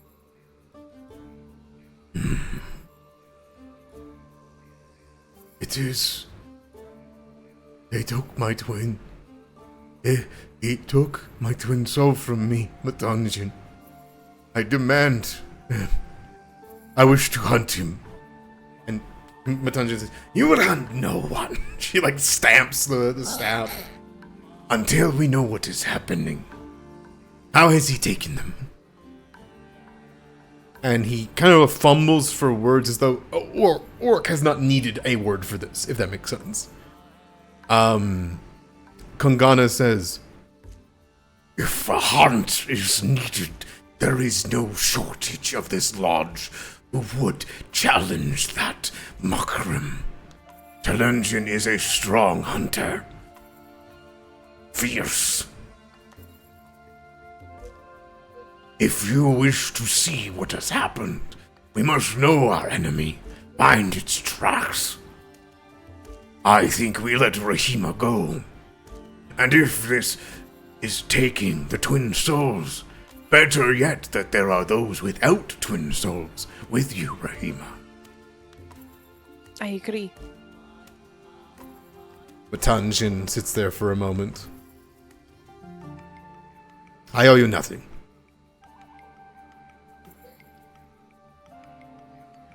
You owe me nothing for trying to go and help your brother? She pauses and looks at the staff.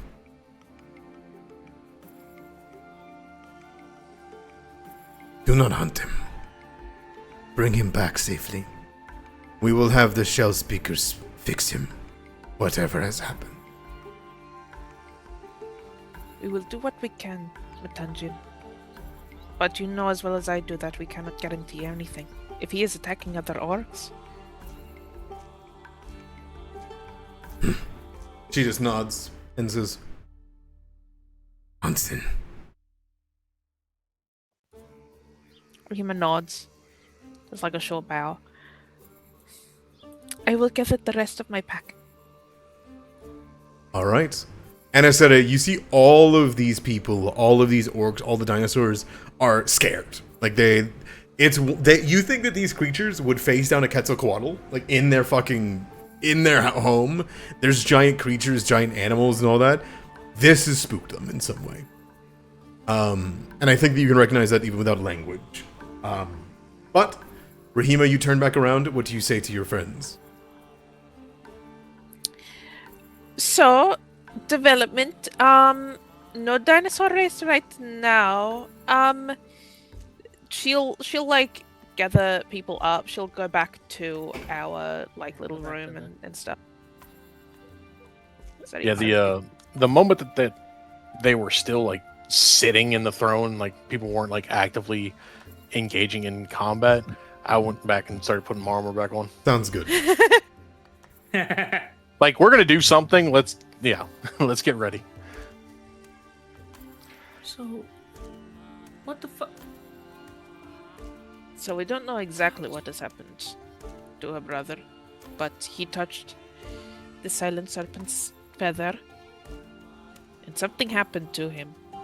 He is not a twin soul anymore, and one of the hunters who came to find him said that he ate the twin souls and added them.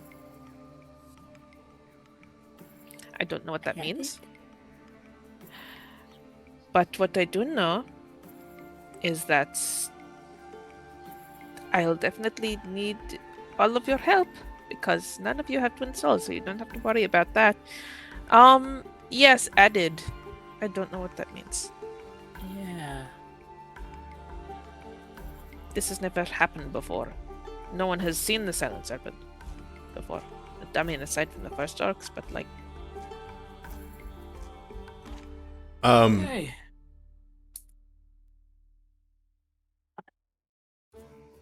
Do you relay any of this to anybody else in the room? Or is this being relayed to anybody else?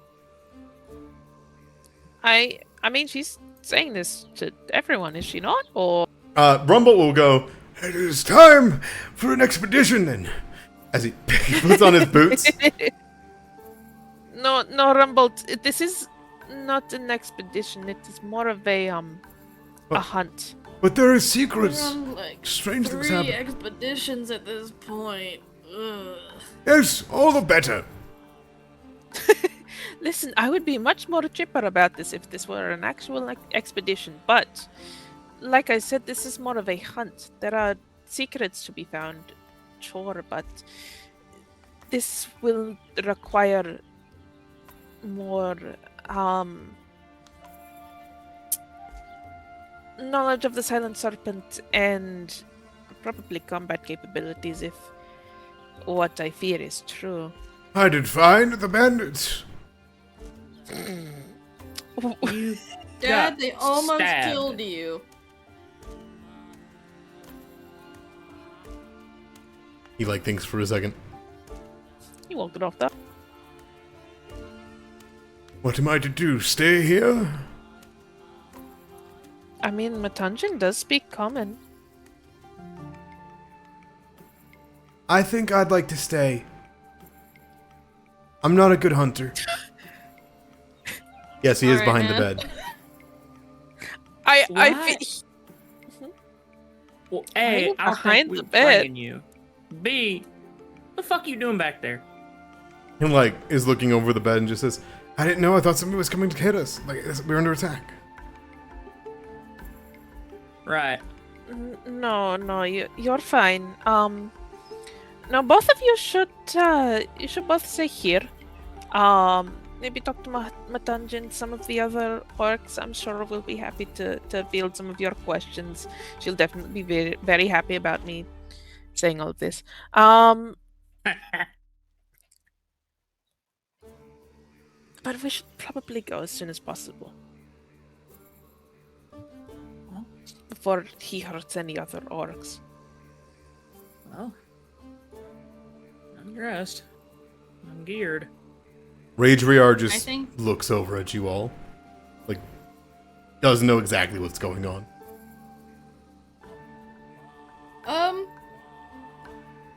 I think Holy moly, I'm sorry. That's good.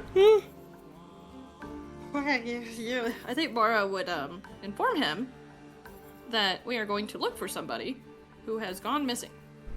A hunt of sorts. He is welcome to come if he likes. He is welcome to stay if he likes.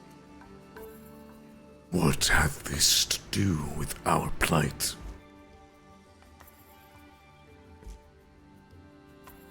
It is the least we can do for the people who are giving us safe haven for the time being. It is a matter of Rahima's people, so it is important. The silent serpent, you call it? Yes. I will remain. I cannot impose my will upon an Uru, nor oppose their will. So be it. Stay safe, rest up.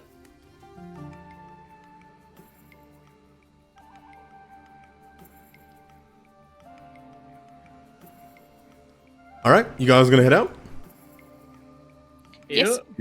Very well. Grabbing your things, being as quick as possible. You take what you can. You head out out of the lodge and into the large jungle beyond. Matanjin gives you a look and a nod, Rahima, though she does not want to admit it. She does appreciate you doing this in this moment, as she begins to try to calm down all of these people that are coming into the lodge and out of the lodge. The moment you guys walk outside, it is a cacophony. But it is not of the various people and the people of the jungle and the Ogrelans. There is, surrounding the lodge, a multi-thousand people camp. Because all of the expedition is here. Idamera, I'm so sorry. How do you spell... It's Telengin, right? Telengin, yes. It's Okay. Ta, T-A, Len, L-E-N, Jin. J-I-N. Okay. Telengin. The multi-thousand throng of people, both Al-Kirat people that are all like confused. Some of them are like looking around in wonderment. You can see Ogrelans going up and down, kind of informing them what to do and what not to do, not to go anywhere. The massive trees, larger than anything you've seen in the highest of palaces in Al-Kirat, raise up above you all in various routes in this place. And you can see dozens upon hundreds of animals flying, moving, bustling about, swinging from vines or jumping down from perches. You have a trail that we were given, heading in a direction, Rahima. So we're gonna just immediately jump into a track check, if that's okay. Yes, sirree. Perfect.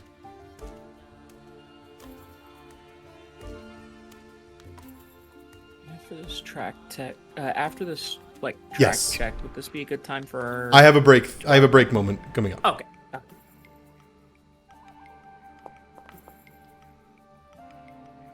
Knowing the path of which you are going, it is very easy for you to follow along trails that are made and have been set up by whether it's shell speakers or various amounts of paths that many dinosaurs take.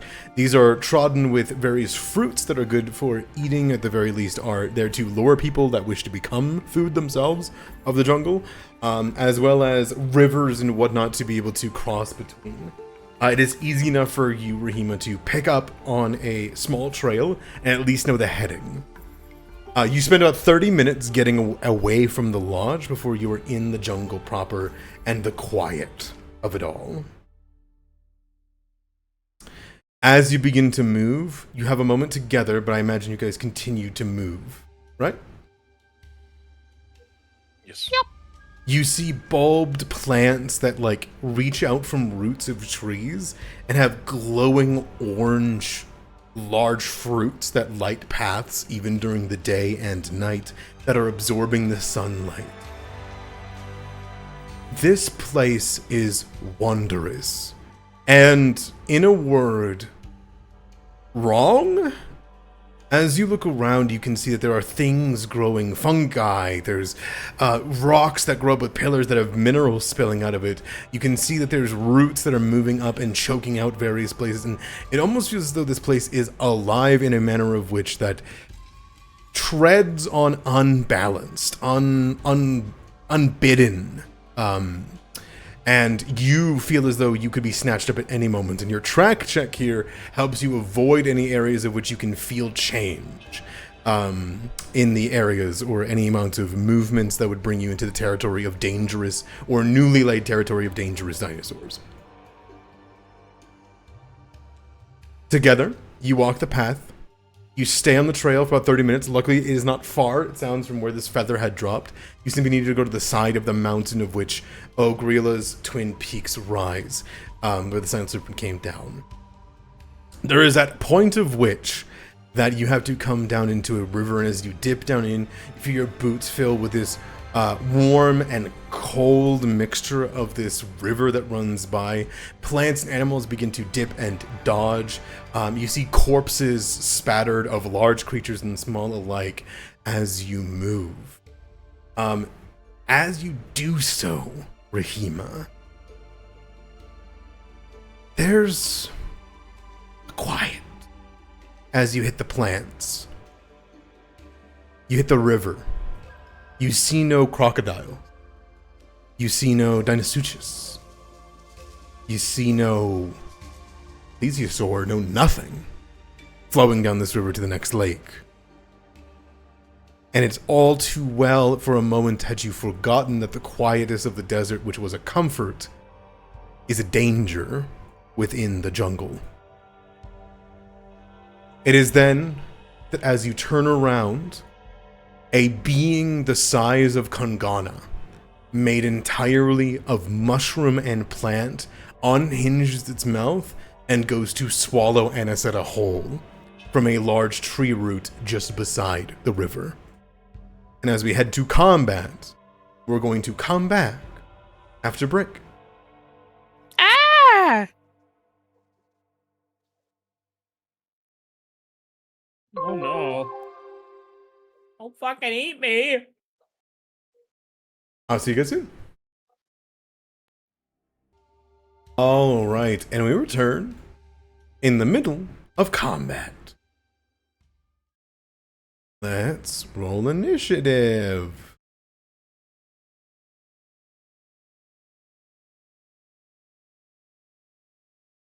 Oh boy.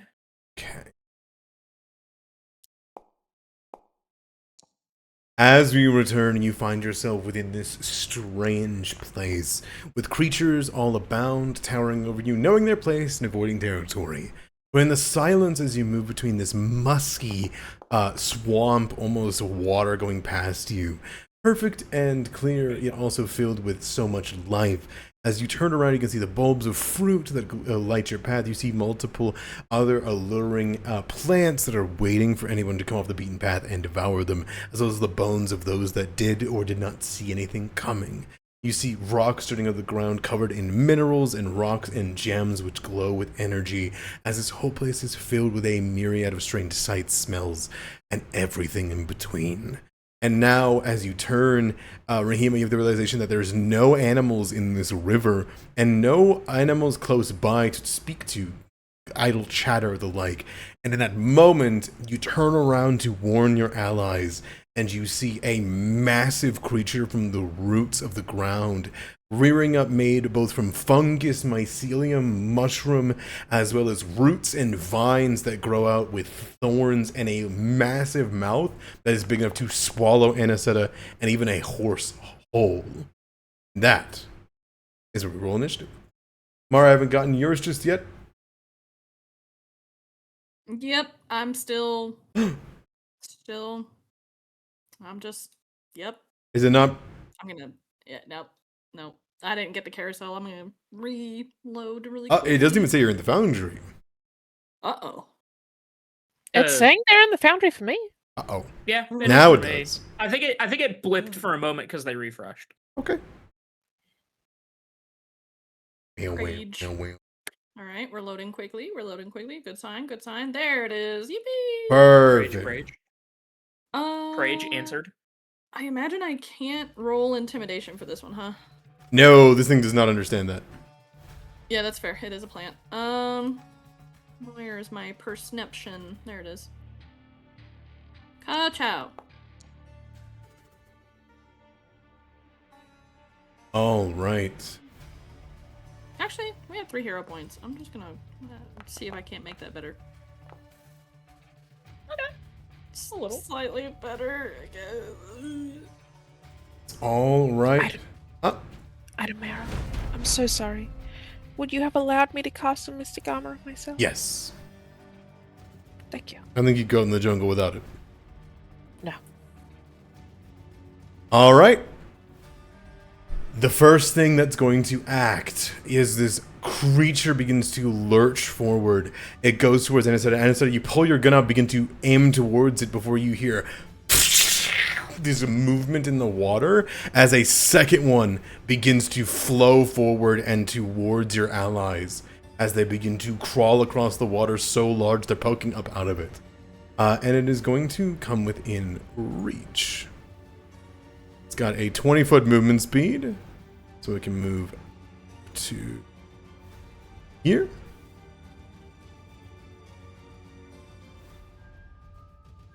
All right. So you got one action, and then it is going to settle to block your path, and then it is going to attack at Rahima. Ouch! As one of them is going to bring a vine down towards you. I just rolled damage. I apologize. I don't know why I did that. And it's only one action, so it can't get a free grapple up, but a 30 is going to hit. As the vine looms down, grabs you on the side of your shoulder, and pulls and crushes your arm for 21 damage. It is not a crit, only because you're Mystic Armor. Thumbs up.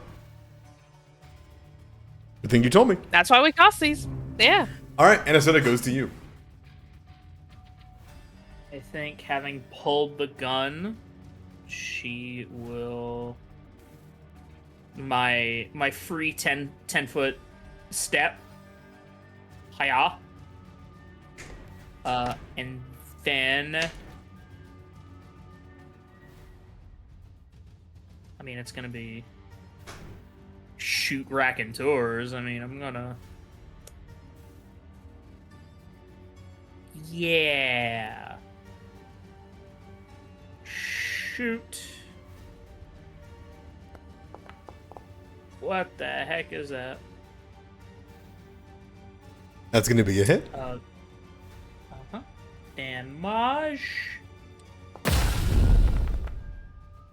Oh my god. Max damage. Very fucking well done. Top of the line on all of those.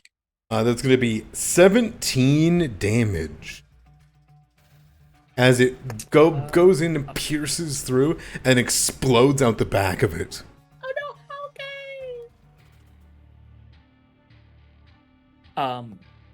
And then yeah, I'll just rack. Oh, I'm so sorry. I'm so sorry. My brain is on one break. It reactive strikes you for walking away. I stepped. Oh, okay, never mind. It's a 10. It's a Okay. here. I'll Okay. I'll, No. I believe you. I remember now. That's why my brain. 10 foot. Hmm. I will. Sorry, reactive strikes you for like shooting. It has reach on me from there. Yeah. Ah! Okay. Oh no! Euclidean movement saves you. Does it? Yeah, that's 20 feet, not 15. Oh, it has a 15-foot range. I thought it had 20. Okay. Yeah, then I'll just raconteurs. Sorry about that. I will attempt to demoralize it, but I get the feeling it won't.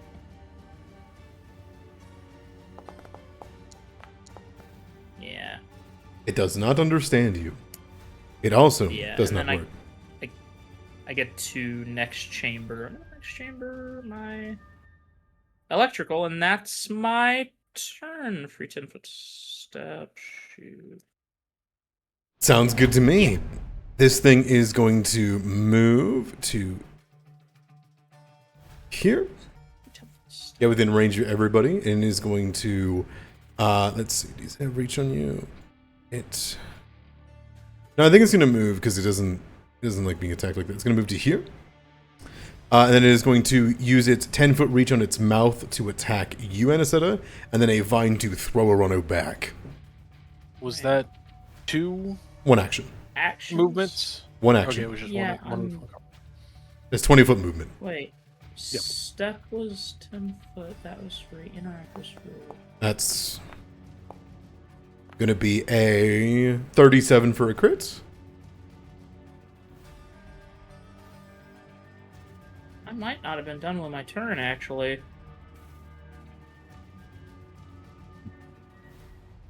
Hang on.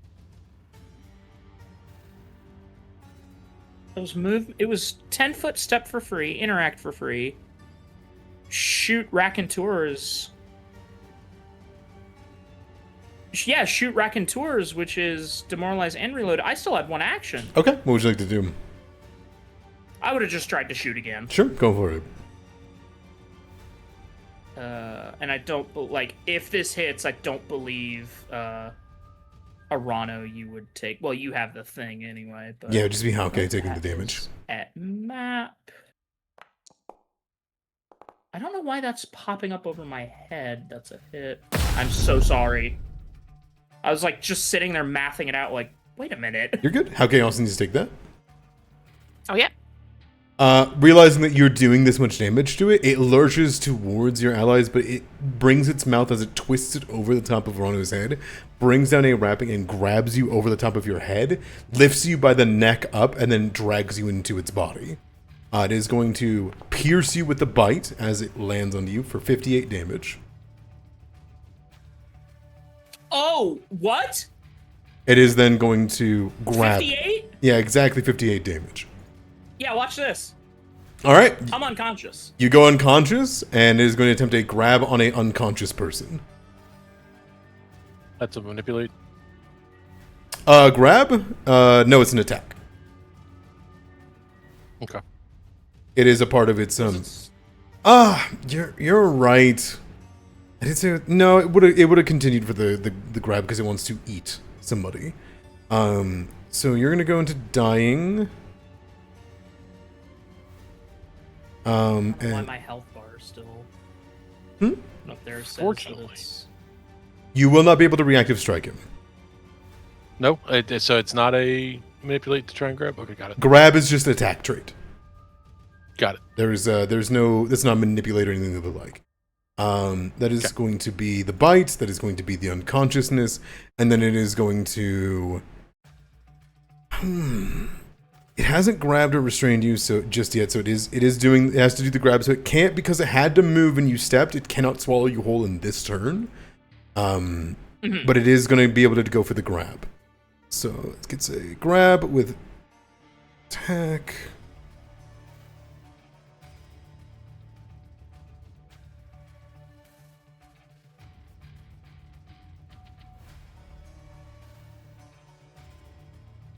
Why are you fighting me so bad? This attempt neither counts towards the attacks, the creature's multiple attack penalty. Yeah, so it's going to be a grab at plus 18, but for some reason it's. Oh my god, I'm on you. That's why. I had your thing clicked so I can give you dying. My bad. All right, that's why I was so confused.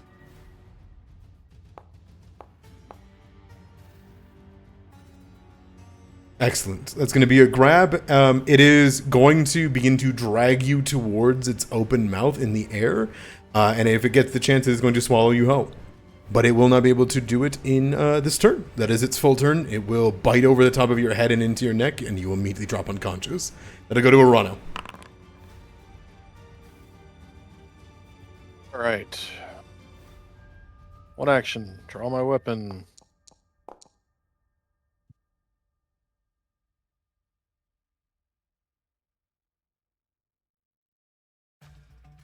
Does it reactive strike? Yep, because you're using manipulate action. Mm-hmm. Bring a vine and slam onto you. Be a 35.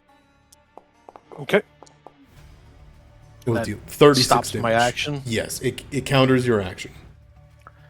Okay. I'll do another action to Draw it. draw it. Okay, it is drawn. And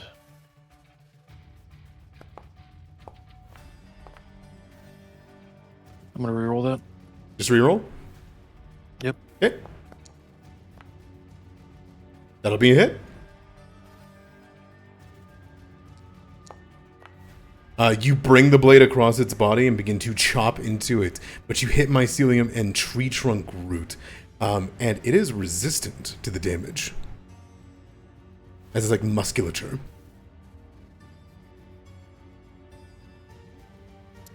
A tree that's resistant to slashing. Okay. That's what I was thinking. Well, we learned important information. That's my turn. Sure. That is going to I go had to 3 actions. that is going to go to Rahima. All right. This one up here has not taken his reaction, has he? No, he has not. This one. Okay. In that case, I will. There's unfortunately nowhere I can really step that will be out of the way of it, though. And I might just have to risk it. If you stepped to here, he could not reach you. Yeah. Okay. All right, then. Yeah, I'll step. I'll step down there. Carefully move back out of the water. Going over there, I would still be in the way. Yeah. So I'll do that. And then I will cast a 2-action heal on anesthetic. Okay, go for it. Unless no.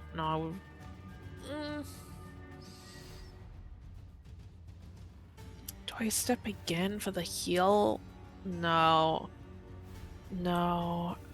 2-action heal doubles the amount of healing that a 1-action heal does. Oh, I see. For some reason, I thought it was the other way around. I thought they got more if it was a touch. No, the 2-action heal does the most healing. It just I see. also Okay, gives then it my bad. range on top of it, also doing more. I should click the cast on undead. Cast on undead, yeah, absolutely. So is your first rank heal? Yeah, I'm trying to roll healing, but it's did. not. Oh, Um, it did? on my Oh, screen. okay, then I can't see it. It healed for 11, I see. which is pretty good for one first rank heal. Grab. That's my turn. Perfect. Anestheta, you awaken. You are wounded 1, prone. You wake up as your neck snaps back into place. Blood flow returns to your brain, and you immediately awaken, and you're being lifted into the air by your leg and neck towards the open mouth. Oh God, no. And that'll be Rahima. That goes to Mara. Okay. All right. Okay. All right. Okay. All right.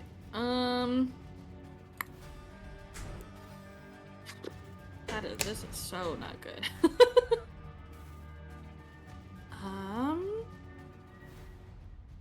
guess I'm gonna try and hit it. Sounds good. Why not? That was a good spin. Yes,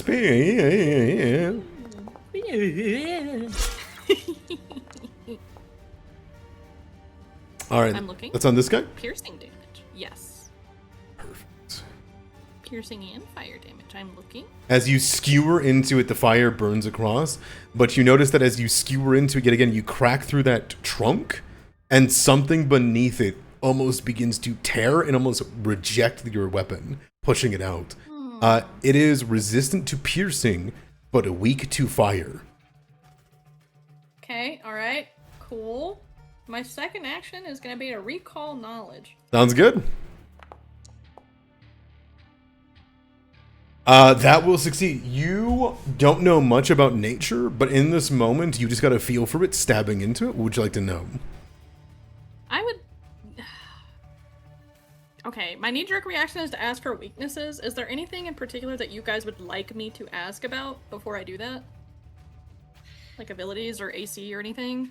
I would also be interested in saves. However, I think weaknesses is the right way to go right now. Yeah, weaknesses. Okay, I'd like to ask about weaknesses, please.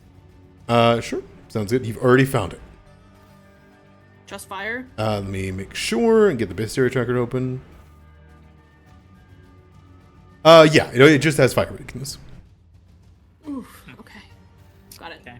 I don't have any elemental fire. It's a shame. What size is this guy? I can't really... Huge gauge it by sized. the token. Huge size. Takes up 9 spaces. You can move through a space if you need to. Like I said, it's the size of a Carnotaurus. I was just asking for the sake of Titan Wrestler, but... Got I it. don't think... Titan Wrestler would work, yep. It goes from being large Okay. the maximum to being huge. Okay, well, I can't do anything about it just yet, but good to know. Yep. And then, honestly, like... beans. Is it okay if I rearrange my actions just a bit so I could do Drink of My Foes? So I can Radiant Yeah, if you wanted And to Zeta. drink your foes after that and hit, then Recon Knowledge? Yeah. sure. You can use your Thank you. Radiant. I don't think you get any help though because you're unharmed. Yeah, no, I don't get anything, but Anisetta will get 12. Sounds good. Thank you, And then thank you. I will go to... No worries. I will go to Victor's Wreath, so you guys can get that extra +1, and then that'll be my turn. Okay. The one over here, it has Mara within reach. I don't think anything he did had manipulate at all. Yeah, no, you're good. So he's just going to go for you. So he's going to use a vine to reach out and slam onto you.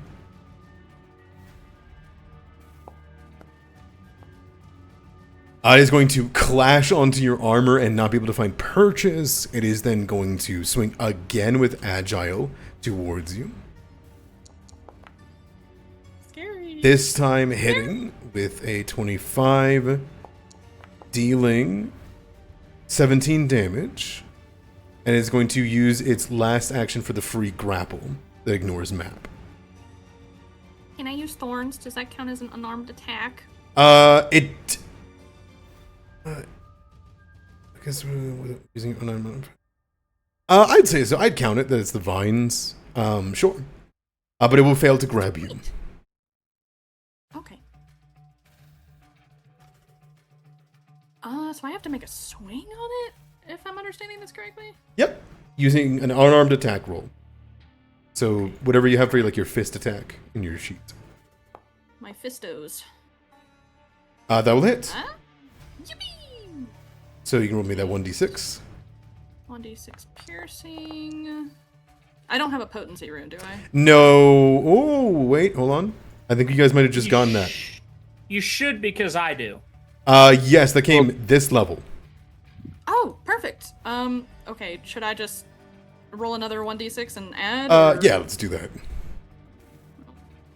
D6. Ka-chow. Oh, it's almost a 6. 6 damage. It takes 1 damage. It is resistant to piercing. Oh. Hey, it's good info. It's good info. True. All right, that is going to go. That's its turn. It swung twice and tried to grab you. It goes to Anisetta. And then I take 2 damage, I think? Okay. So I gotta read something right quick. Yes, Mara. You did drop your guns. Yes, I know. You make the substitution. If you strike with it, it must have the agile or finesse to benefit from the substitution. Does escape unarmed? Is that an attack? Nope, it's against Yes. it's one of its DCs. It has the attack trait, so you'll get map, but yes. It has the attack trait. It's basically, it counts If you towards map. Strike. Okay, yeah. Attack stratagem. Devise a stratagem won't work for this. Yes. Then I'm just gonna try to get the fuck out of its grab. What it would Devise be a stratagem would work. This is the skill check to do an escape. Is it? You'd be using the skill check, stratagem. It has to be. this skill stratagem has to be intelligence, wisdom, charisma, or perception. Unfortunate. I apologize. Yeah. So it'd be escape. Yeah. Okay. And I'd like to use a hero point to make this a success. Good thing you did, because its next action was going to be to swallow you whole. Wriggling through, feeling that anger in you and feeling that kind of calmness that came with your head being bitten, you wriggle out, take your head out of its the side of its vines, and as you do so, you get like a moment of reprieve where you're on the floor. Okay. So I'm no longer... That's true, we do have D4s. Thank you, Vin, and thank you for reminding me. So am I still, like, immobilized? Am I still... You're still okay, prone. Okay. Standing up would get me reactive strike. He has not regained his turn. Since Arano took the hit. True. I took it. Yep. So I will stand. Okay. One more action to you. Feel really bad about leaving a gun on the ground, but I'm a quick draw. Okay. Quick draw Ivory On map 5? on fucking map 5 and just You got it. actually it's already used its reaction, right? Yeah. Okay, I'm gonna take that back. I'm gonna take back that quick draw. I'm instead going to stride. Sounds good to me. Go towards the other one. Nah. Okay. I'm not done with my movement. I'm just checking my distance here. 25. Yeah, makes it diagonal, which makes it harder for it. And yeah, that's my turn. Ebony is laying in this spot. Sounds good to me. First time she's let those guns leave her hand. That's my turn. Okay, that's gonna go to the monster. It is going to see that there is many creatures around it. It was able to strike Arano, so Arano, it's gonna go for a bite on you. Gonna be a 19. You're able to bring out the blade and put it in place. You skewer through a section of it. It rears down a vine to grab you from the side while you're doing this. In a large swinging motion, it slams into your hip, throwing you into Rahima, and then you realize the other one's coming from the side to slam into Rahima's hip too. And Rahima, unfortunately, you are struck with a natural 20. Goodbye, everyone. For 30 damage to the hip. As you're Alright. crushed against I did not Arano. mean to do that to Hellcat. All right, and that is going to go to Arano.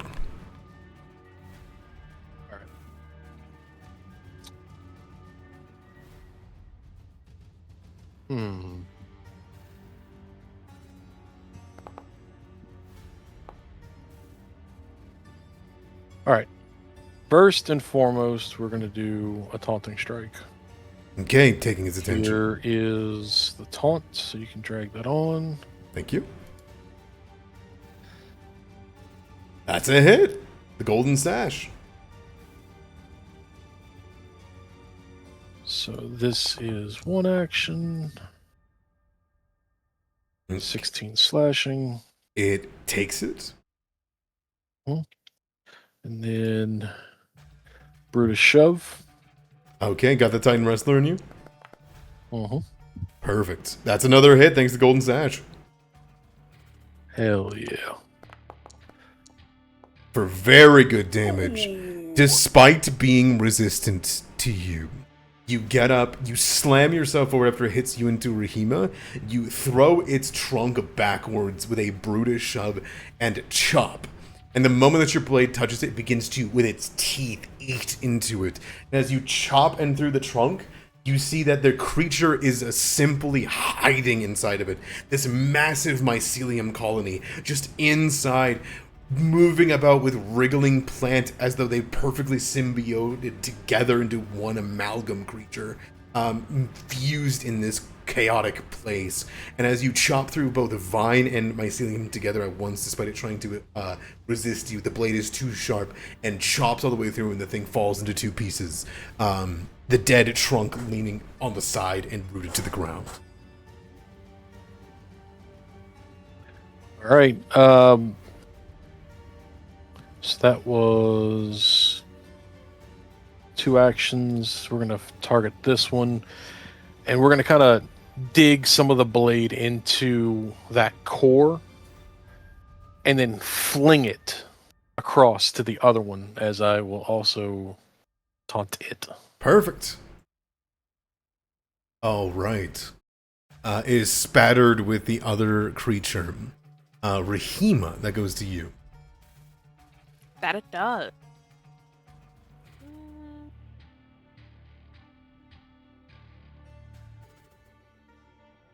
I will cast Murmuration, and I will have the target, like, for it not to move closer to be Mara, Okay. because I plan on leaving. That's smart. All right, it's gonna make a save.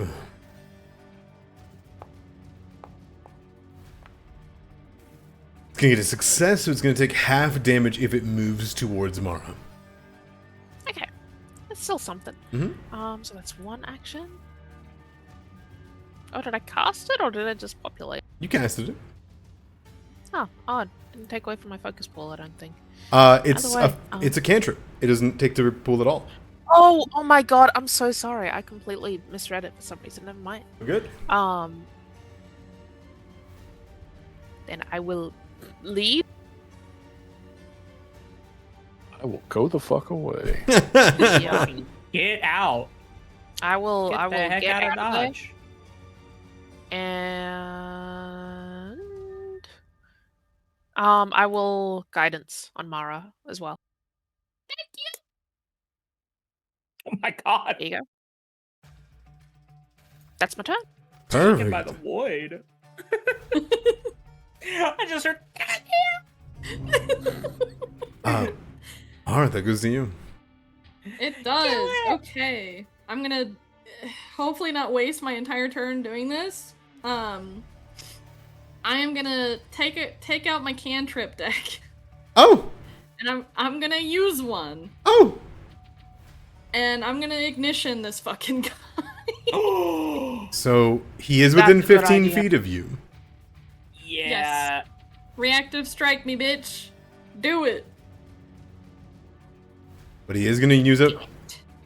Gonna go for the reactive strike. Do it.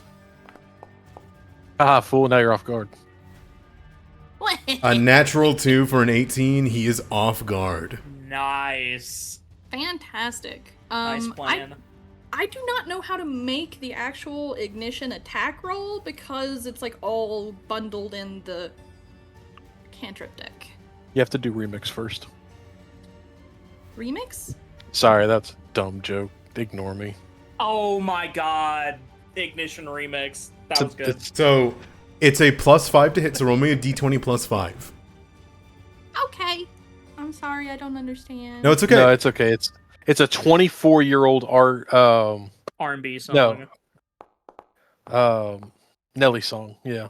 Nelly, yeah, Oh, that's who it I was. see. Nelly Furtado. Ignition Remix was the name of the song. If that's not a success, I will use a hero point to make it a success. It is so close to being impossible for you to hit with this thing, and yet your hero point will make this work, because Hellfire, why not? Fantastic. Actually, is it in D4 range? I don't think so. No, not with the 17. No. Okay, I'll use a hero point for a success then. Sounds good. It hits it. It burns across, and you can roll me the ignition damage, Okay, which is 2d4. R. Kelly, Okay. not Nelly. My bad. roll Because that Oh, matters so much. Or, can I do? I guess it really doesn't matter if I can label it fire damage or not. I will add 5 fire damage to it, don't worry. Okay. To do the extra 5.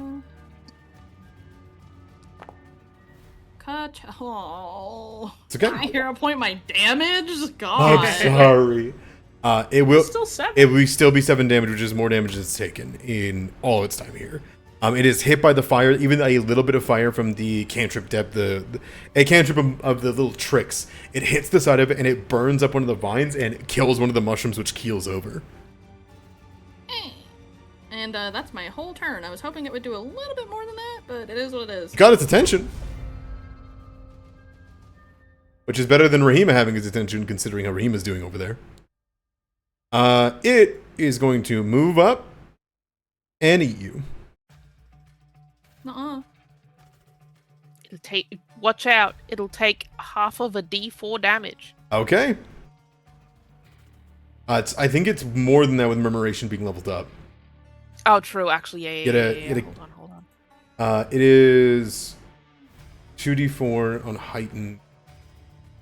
So it is 3d4 sonic or piercing, your choice. I have a feeling that both won't do very well. I'll do Sonic just to see if it's resistant. Roll me 2 more d4, please.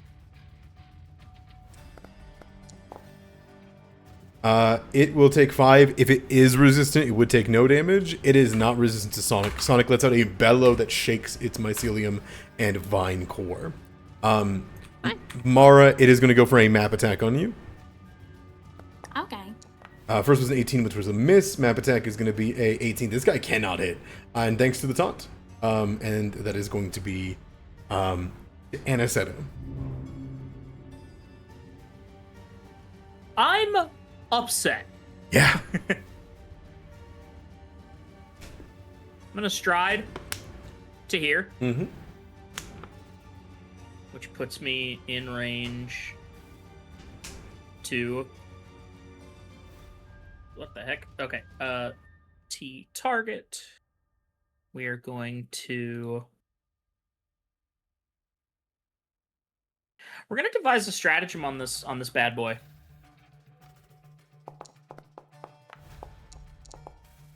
So I know it would be a bad idea to shoot, and I know I can't really demoralize it, so instead I will simply use my last action to pick Ebony up off the ground. Or wait, no. Yeah, devise. It was an action, yeah. Sorry, what was that? No worries. Instead of using the devise, you're going to go for the just interact?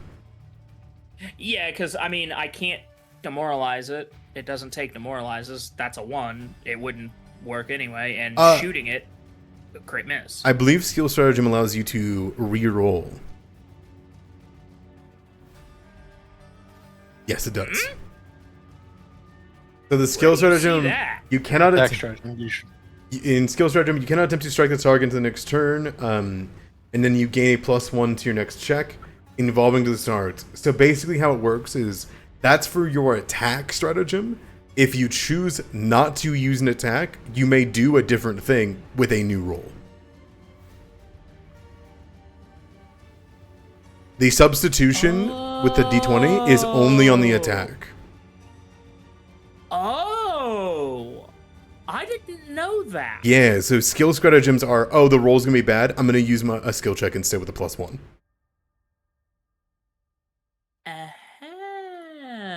Well then, I mean, stride, devise. I still don't have a weapon in my hand is the problem. But I will attempt to... Hang on. Nah, that won't work. I will attempt to demoralize it with a new roll and a +1. Sounds good. And I can visually intimidate it. Mm-hmm. Hiya! It gets frightened 1. Wielding smoke, flame, and the like, in bringing up a gun, you begin to even point or begin to go to grab it. It begins to rear backwards. It is off guard and frightened. It has got like -3 to its AC. It's a good opportunity time for you guys to hit him. But that's the turn. That is... Yeah, I believe that's my turn. Demoralize, stratagem, step, or stride, yes. Oh, Rana, that goes to you. Okay. I'm gonna play this a little bit safer. Stride. He'll reactive strike you. Yep. See how well he does this time. Just a hit, Okay. not a crit. That's going to be 16 damage as it slams into your chest for coming too close. I think it's just wordless aggression at this point.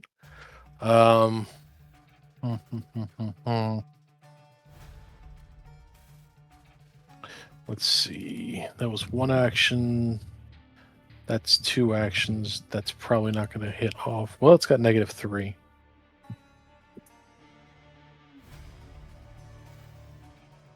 Because frighten only drops 1 at the start of your turn or the end of your turn. Yeah, he will. Whenever he ends his next turn, he's going to drop the frighten. But it's only by 1 stage, right? One stage, yep. Is the taunt for the off? Off No, guard 'cause I'm is going to be minus right 2. here. Yeah, but I'm right here, so it's going to go after me anyway. So I think I will do better with. While it has a low chance with the adjusted AC. Mm-hmm. There it is. Well done. That's a crit. Ah, ah. That's what I was fishing for. And he is Hell yes. and he is further off guard without even the taunt anymore. Yeah, because of specialization. That's your new specialization. As you chop towards where you recognize to be where this thing's amalgamation is hiding inside of its body, you completely throw it off kilter and has to rebalance, has to use a bunch of vines to hold up one of its trunk sides to keep itself together, leaving that entire side wide open for strikes. He takes 46 damage and is badly injured. Let's go. That's my turn. All right, on top of Frighten 3 is a -5 to his poor AC at this point. Rahima, it goes to you. That it does. Unfortunately, I don't really have that much that would be able to do much against him. I'm kind of just tempted to slash and gust. Oh, actually, no. I gotta. Do I do a third rank heal? Are we in dire enough straits? He's dying fairly soon. But -5 to the AC. I trust Mara. yeah. Yeah. I He's for sure. then I think we just slash and gust. Yeah. Yeah. Hey, he can't do damage if he's dead. This is true. On a 7, it just barely misses. You have a D4 though, if you want to make it a success. I'll make it a success. All right, that does it. Go and roll me damage. Thank you, Venix. Your buffed up new power with it is 9. It's going to do 4 damage into it, which is still a good chunk. You knock it down into badly injured rather than just normal injured. Okay, and I will guidance Arana. Sounds good. Mara, it has put itself not just within reach of you for its mouth, it has also put itself within reach of Gebashat. So. I'm gonna immediately shift eminence. Okay. We are gonna go from Victor's Wreath to Barrow's Edge. Below half HP? Question mark. Oh, absolutely. It begins to rattle in hunger. All right, fantastic. Then I'm gonna hit it. That will hit with a 26. All right, with the extra 6 damage on it, that will do 15 exact damage. It is near death. You're going to need another hit. I'm gonna hit it again. Go for it. So close. Thanks to the frightened and off guard, that will absolutely hit.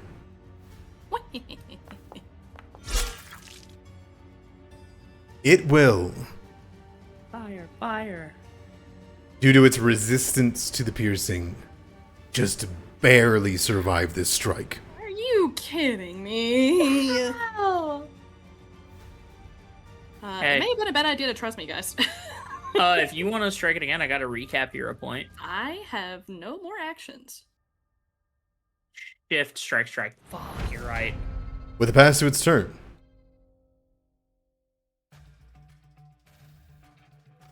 Yeah. Run away. No. You begin to see it begin to turn and run. That was almost a 20. That was almost a 20. The fact that it almost Sure hits. was. That's a thief. That's within a... God dang it. Its AC is exactly 19. Oh, wonderful. Damage. Come on, big rolls. That's good rolls. All right, describe to me how the two of you at once kill this thing. So, if I may, Yeah. Mara, By all means, I love your prose. you are jabbing, stabbing the stinger tail, stabbing into this thing's roots, burning it away. It's trying to claw itself away, and you just keep striking wherever it tries to reach into the water to clamber away. Hellfire burns even underwater, and as it is stymied and stifled and unable to flee,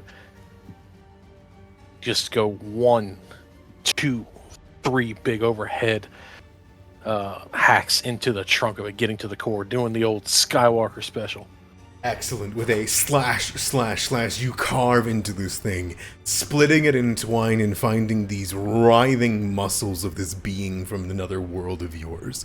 And it will fall into the water entrenched within this disgusting, weird substance that begins to float out of it and bubble in this place as it begins to burn and no longer haunts this strange river. But inside, you would see spilling up out of it is a horrific amalgam of flesh. As you see, many a orc, dinosaur, and a bit of fish were devoured by this thing and are turning pale substance, as if quickly being adapted into the same substance of this creature.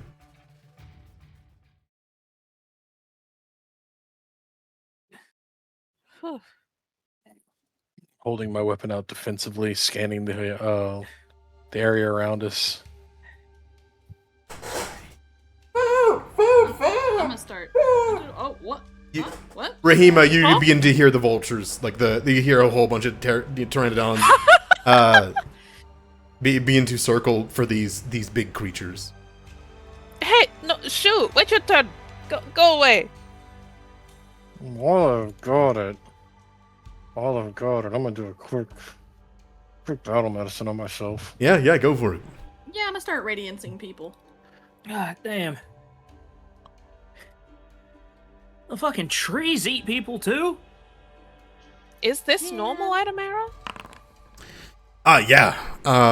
Well, Okay, I see.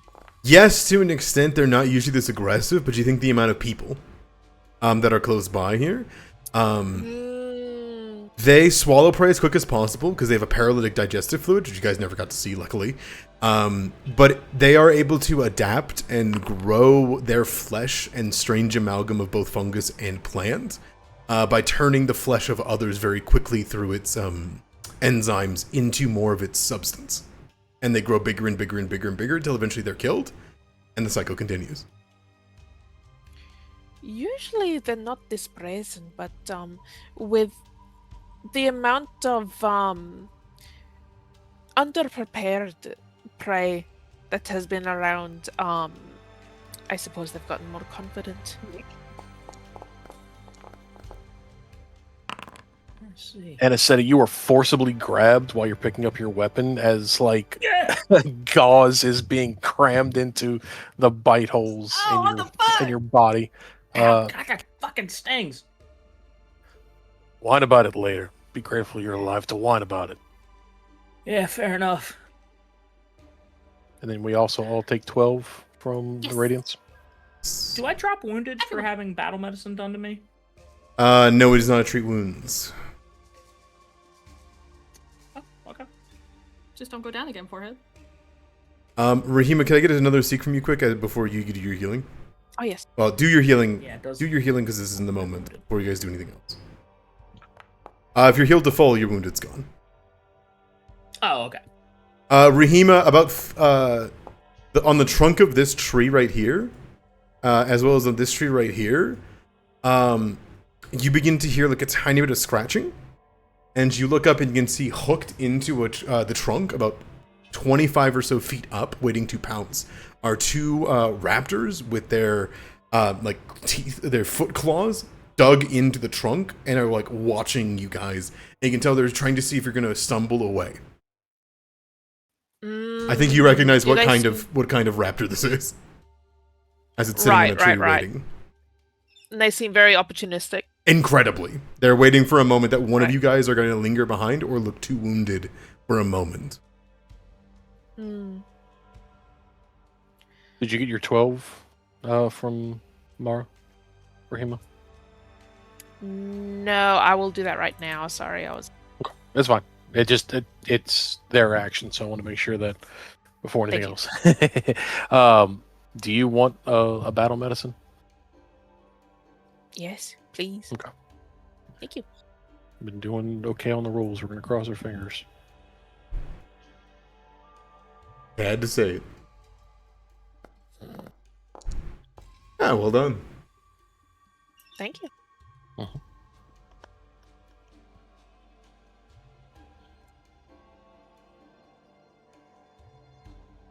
And as Potions if needed, but otherwise the radiant is the only healing I can do. Yeah. I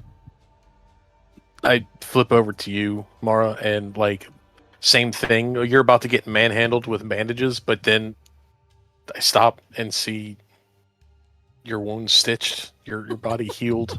Yeah, I think Alright. pretty much Mara just like grabs your wrist with the gauze and it like raises an eyebrow and all the wounds are already just like.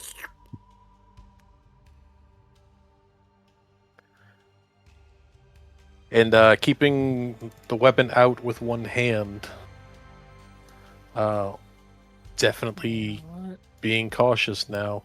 I'll say to Rahima, this is outside of my expertise. Is that normal? Are those things? Oh, yes. Like I said, they aren't usually this brazen, but this is a quite normal creature here. By the way, just be on your guard. A couple of velociraptors are starting to peek around, so try not to look too vulnerable. I'm going to go ask one though, a question.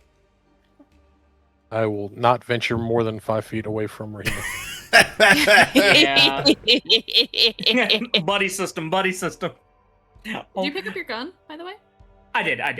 Oh. She's I love the still pew pew. holding it. Pew pew. Sad Pew face. Yeah, pew. let me erase that really quick. She fucking apologized to it when she picked it up. Aww. Yeah. Oh. Grabbing the weapon fully as we're approaching something potentially dangerous. Hold my hand, Mara. The buddy system. I'm holding your hand. You begin to see, even after this short death from this, a couple of dinosaurs that were waiting for water begin to kind of come back to the river across the ways. In that moment, though, as you approach, there is a pause before you see the one looking down at you. And are you like staring at him? Yeah, like I seem like I'm going to ask him a question. It like brings an eye down and it like looks towards all the other dinosaurs and like its friends. And there's like a yes. From like other people begin to hear like their hiss and their chirps, and you can hear it go. You're ruining my cover.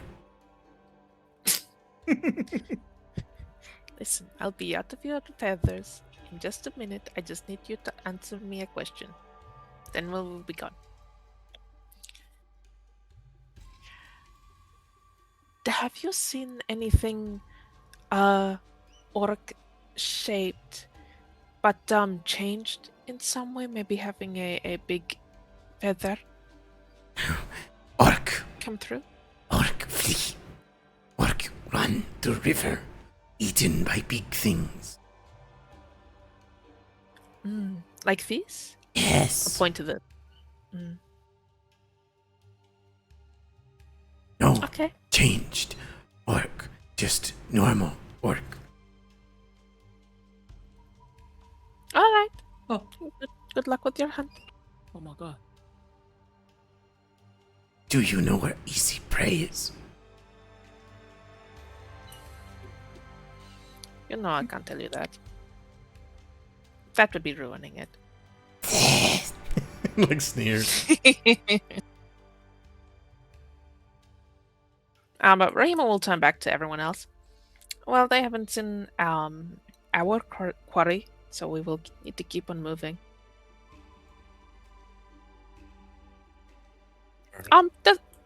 Also, Idamera, do either of these plant monsters seem to have eaten anything peculiar? Yes, like I said, whenever Rhino split through them, as you look, you can see orc hands, like in them, and they're turning pale and into the same substance that the interior of these plant creatures are made of.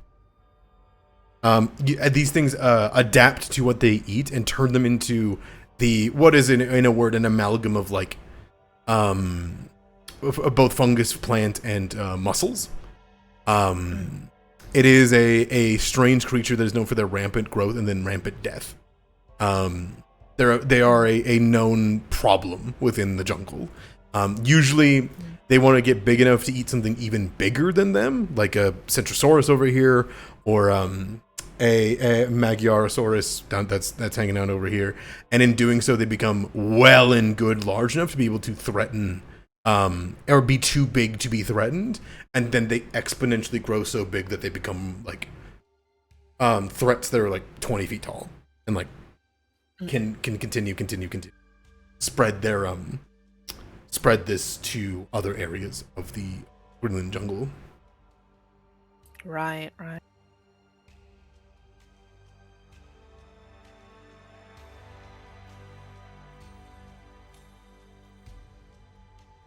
But like, so there's nothing in there that would strike me as something has gone awry, but more that it is is it unusual that they have eaten orcs? No, you think that when the orcs fled back to the lodge, they attracted and got caught by these eaten. things. Yeah. Right. Okay, I thought so. Okay. Yeah. Then we'll continue on. Mm-hmm.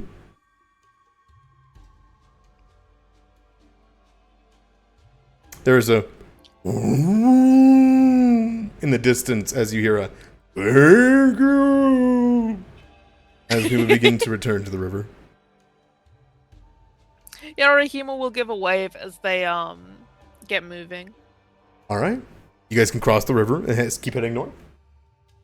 Mm-hmm. All right, sounds good. Keeping high up, keeping the weapon in one hand. Am I still holding Anicetta's hand?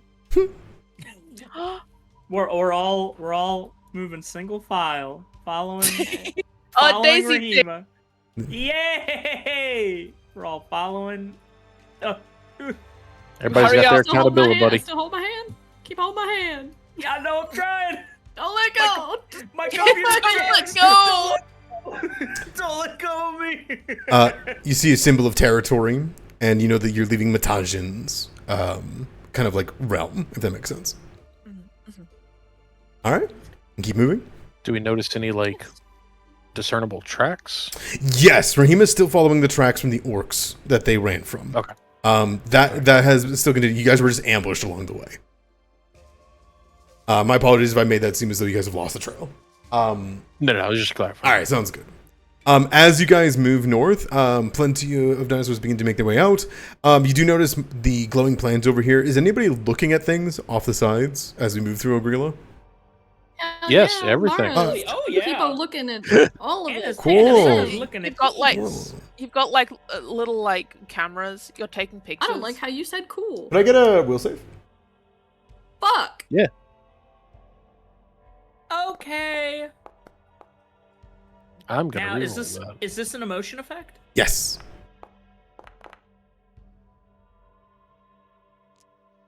27. Ew.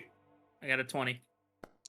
Would you like me to as well, Idamera, or am I like? I think you're wise enough not to do what's about to happen. Okay. I love it. Arano, that's so on theme. Just like, no. As you guys Oh begin wait, to... if I got a success, it was a crit. It is not a success. I figured. Okay. Anisetta, as you guys begin to move along, Arano, you begin to look around. You see the massive. It's like beyond scale to you from what you've lived. You've seen the plateau from a distance, but to see this place, this life, as opposed to the quiet death heat of the desert and the blood that spills it, you kind of begin to look around. You see these amazing plants that they themselves almost radiate as much life as the creatures that move about it. Funguses that brim and move at the presence of you, changing in form and life. And Arano, as you begin to move towards the north, you kind of glance at this plant, which is glowing with a beautiful blue hue. Rahima, you glance over it as fast as you can. Mara, you glance over as fast as you can, or at the very least, you know better, because as you begin to look at it, you begin to feel a strange sensation, which you don't really pick up on for a moment. Anisetta, you look at it. Anisetta, blue as the sweetest oasis as water, is this delicious plant. Leaves open, you can see dripping from the sides of the cracks in the leaves is this water so pure, so fine, glowing like nectar. And your brain looks at it, and your mind begins to remember how thirsty it is. Damn, that plant looks pretty fucking edible. What? Don't eat it. Whatever it Y'all? is, don't eat. Do y'all mind if I just... No. I absolutely do mind. Do not blaze a trail. It's just like on the dunes. What are you doing? I'm still holding Anisetta's hand. I am not letting her go for other reasons now. Mara, the hand tugs as you get to the final end of it. And you feel Anisetta kind of begin to pull a bit on your arm. And you would watch the plant look forward, and you would see it twist, and the leaves blink as they're staring at Anisetta. Hell no, time to grapple. I'm gonna carry her out of here. Anisetta's a fucking Taurus. She's gonna get her ass killed in this jungle, It man. spills its delicious nectar water onto the ground. It begins to make a trail, and it begins to float towards Anisetta. Anisetta's gonna stop no. floating like she smelled a pie on a windowsill. Don't How do I? Yeah, how do I If you wanna, as long as not everybody's grabbed by it and you're not in combat, you guys can just move forward. Okay, yeah. Perfect.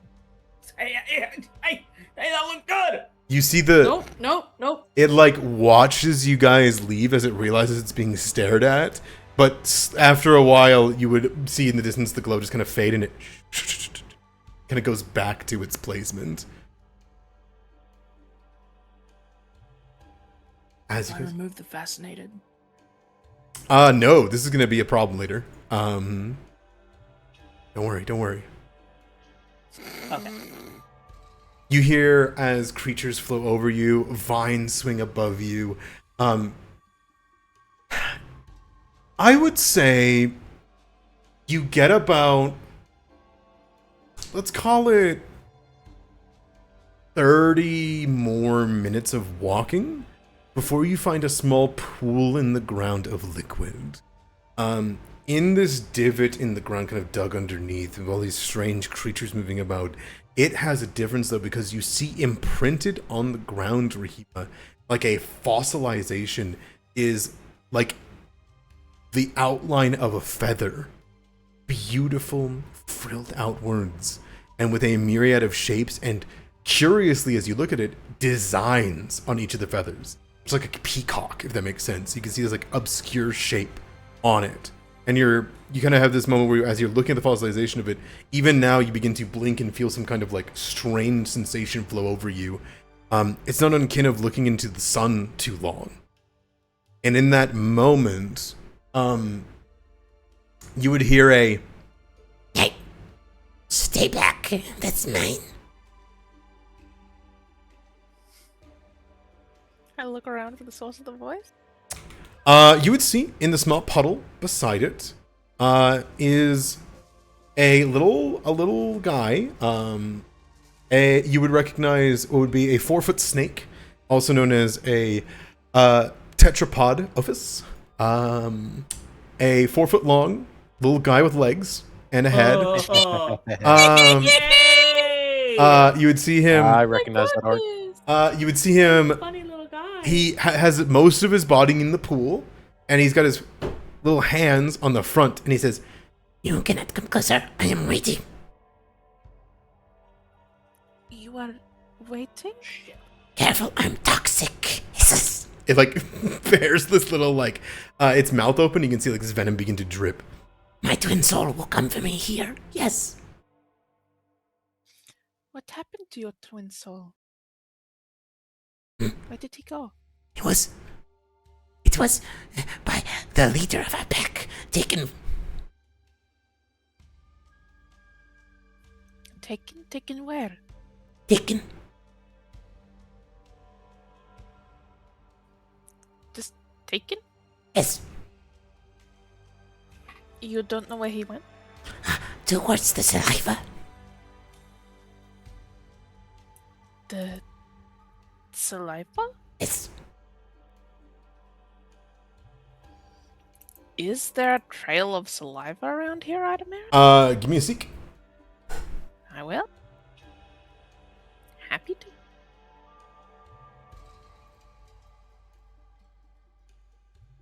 Yeah, and also, honestly, if Rahima doesn't see anything, she may... I don't know if there's a focus thing here that she could do to give Hauke the, like, ultra vision. I'm gonna use Hauke's more than yours here because it would make sense. You wait for a moment. You look around. You don't see anything that pertains to saliva. And I think you would begin to see crystallizations. Northeast, kind of where the little guy is wriggling his little body, right? And you'd see imprints on the ground of a tail, of a Greenland orc's like foot, a hand of a crocodile's, and you kind of have this moment of confusion when you see this, but you can see following that trail are these green crystallizations of both grass and liquid, like dew solidifying over like amber, glowing green very dimly.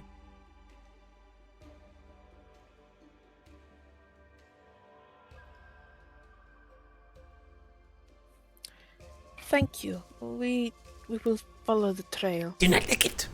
No, do not lick it. We won't lick it. The silent serpent's spit is not to be devoured. Don't worry. We won't. We'll be careful. Yes. I'll I'll turn back to the party. I don't know what anything with the silent serpent will do to any of you, if anything, but be careful not to touch or look at the feather or touch the crystal trail, but we will have to follow it.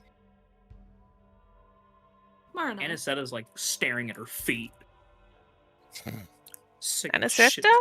It's fucking jungle. Can't look at nothing, can't touch nothing. I'm sorry that there is no petting zoo. Consider it practice for when we walk into the giant pyramid. That will Fair enough. undoubtedly be cursed and trapped. She just nods. But he still looks upset. Uh-huh. That looks like a toddler. Just head down, holding Mara's hand, following Mara.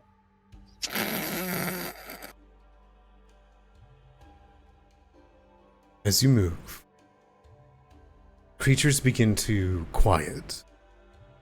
But kind of in this strange way, because you can sense as you come close to these green glowing substances kind of flowing across the ground.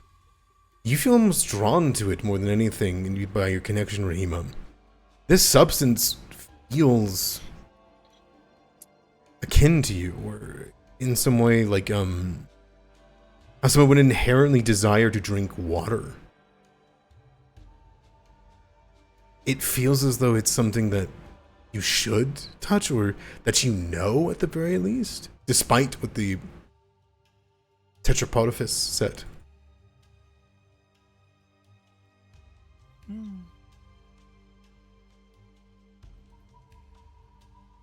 She does look at this if this doesn't give her like an odd feeling, like the Looking at the feather feathers imprint and the fossilization of it. yeah.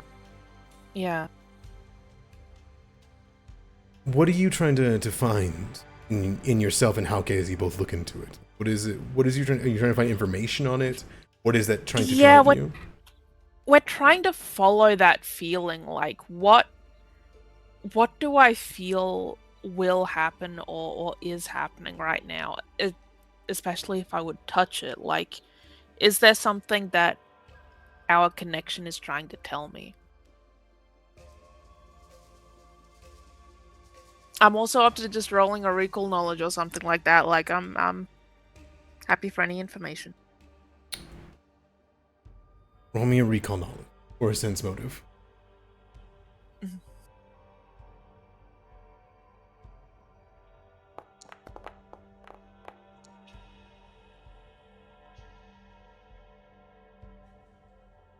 It's the promise of more.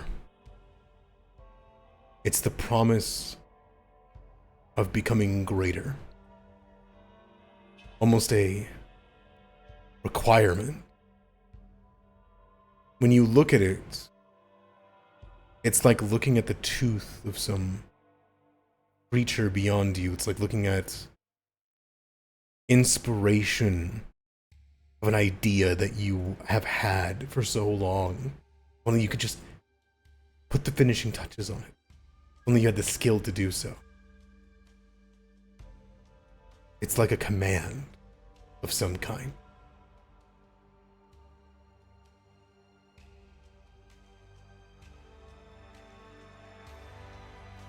Rahima, I don't think we'll follow through on it. Knowing from the sounds of what has happened to Matanjan's brother, she would like to see what became of him first. Okay.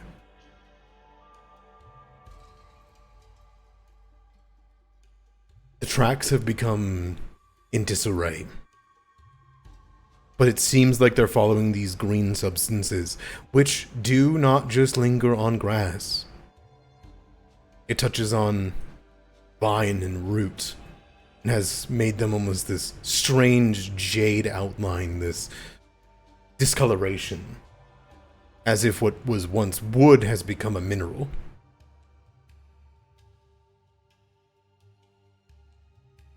Follow closely. Stay on the path.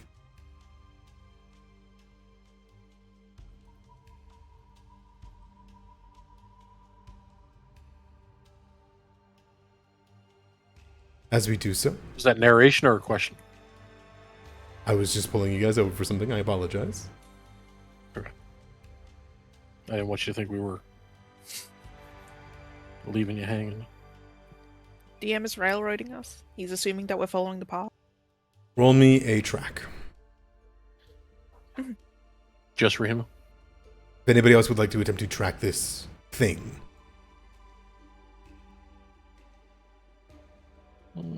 Yeah.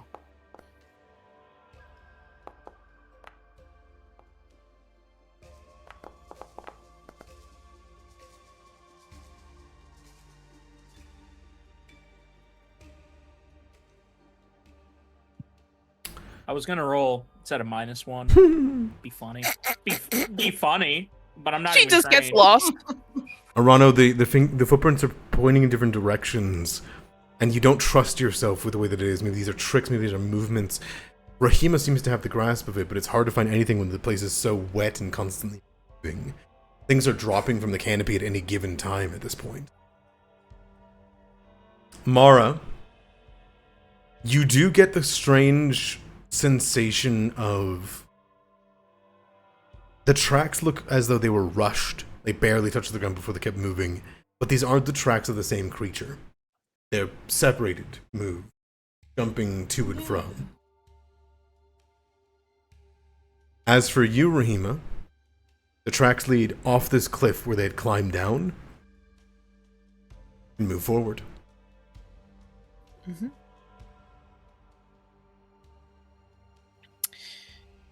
Well, then Rahima will go to the edge of the cliff, but first she will seek and see if there's anything waiting for us there. Yeah. I would look.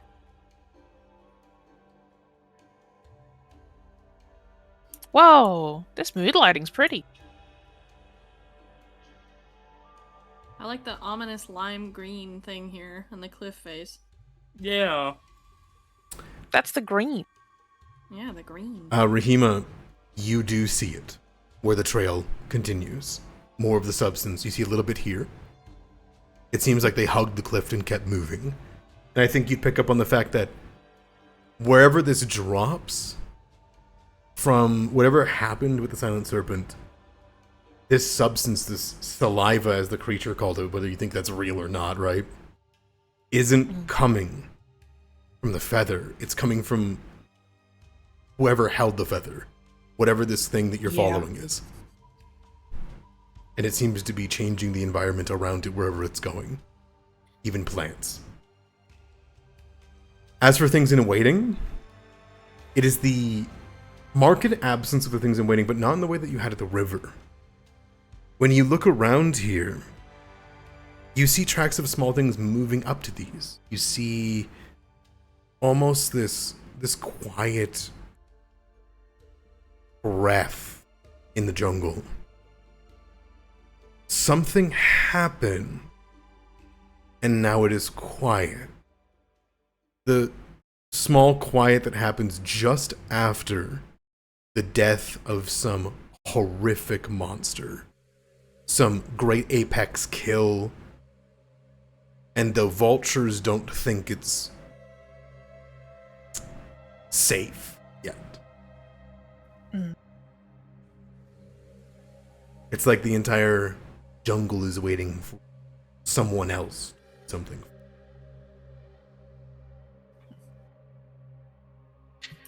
Well, Rahima will lead us around the side and go through rather than trying to hop down directly off a cliff, unless it's small enough.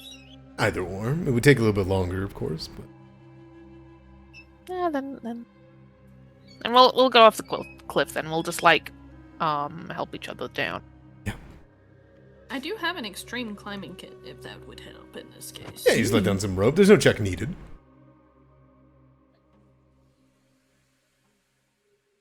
The no check is needed because you have it. Yippee! Huzzah. I knew there was gonna be some climbing, some rock scaling. Yeah. Anisetta, please. I think Irish stepped Man, away from it. I can hold her hand from all the way over here. He got that bendy arm. Yeah, man. Got my Go-Go Gadget arm engaged. Idamara, since Iris is AFK, I will say that Mara is still keeping a very close eye on her. Okay. Sounds escorting good. her down. I just came back. I'm so sorry. You would hear Areem as you turn the corner here. Help! Help! Coming from a cave here.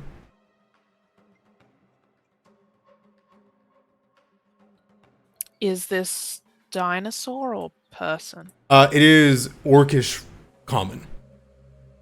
Okay. You turn and you see a darkened corridor that twists and bends downward at the end of this. And you can see the walls are splattered with this substance. Be it leaf, mineral, or rock, it's being changed.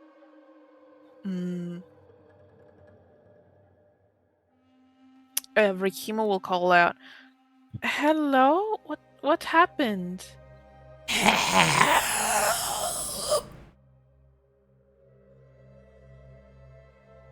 Rikima will start stepping inside. She'll keep pace with everyone else. She's not going to rush in. Help! Sneak for any traps or like is this an animal call, like a trick? I've seen Annihilation. I know what's going on. That's what I was thinking. Is this a sense Scooter motive whip. or is this a seek? That fucking bear. Seek is what I'm Go hoping for to it. do. Iris, do you have battle medicine training? I will reroll it if it's bad. I have a fat untrained in medicine. It is bad. Okay, I will reroll. Hopefully that is better. That is my last hero point. It's disgusting, Mora. It is. It is the voice of an orc. You can tell from the vocal thrums. You know what mockery of a voice sounds like from devils, right? Mm-hmm. But the way it's saying help over and over again does not befit a creature that is injured. When you listen to it, it is a call for help, not a plead for help. It is...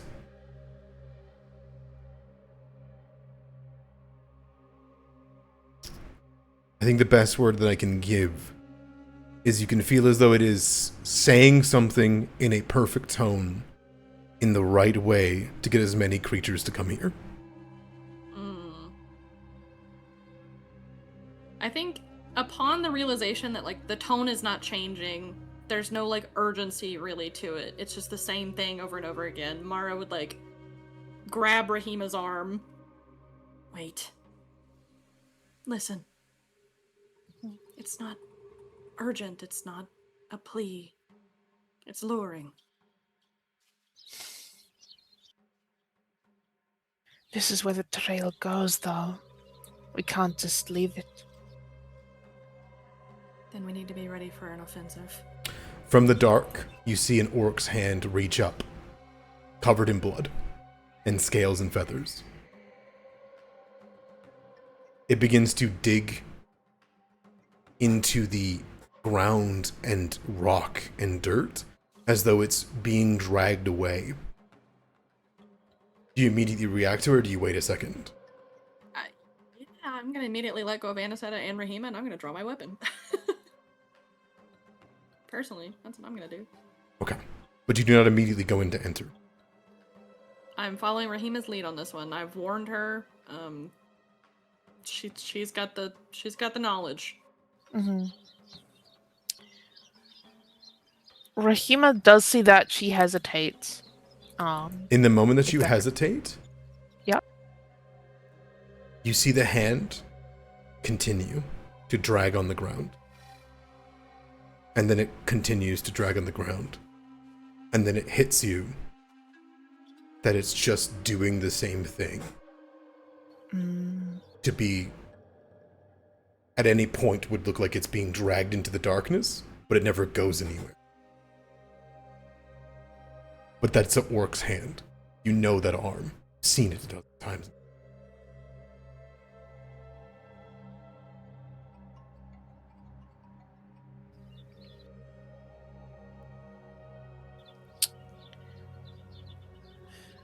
This is...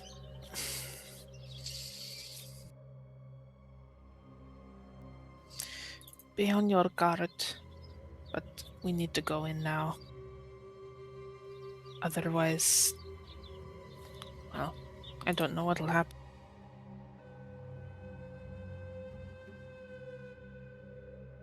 There's a small divot in the rock here, 5 feet drop. Take it. Yep, step down. You all land into it, and you... Oh, I'm sorry, Adamara. Does anyone need dark vision of any sort while I'm here? I have dark vision. I should be okay. I've also got the light source. I don't have think it's on right now. I have low light vision, not dark vision. Mara, your light... You're gonna want a torch in your hand.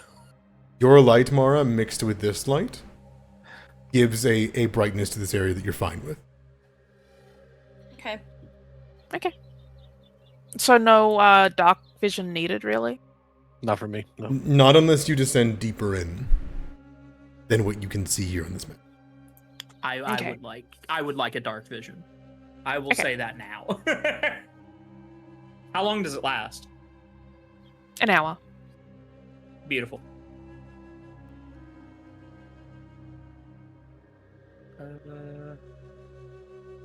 I.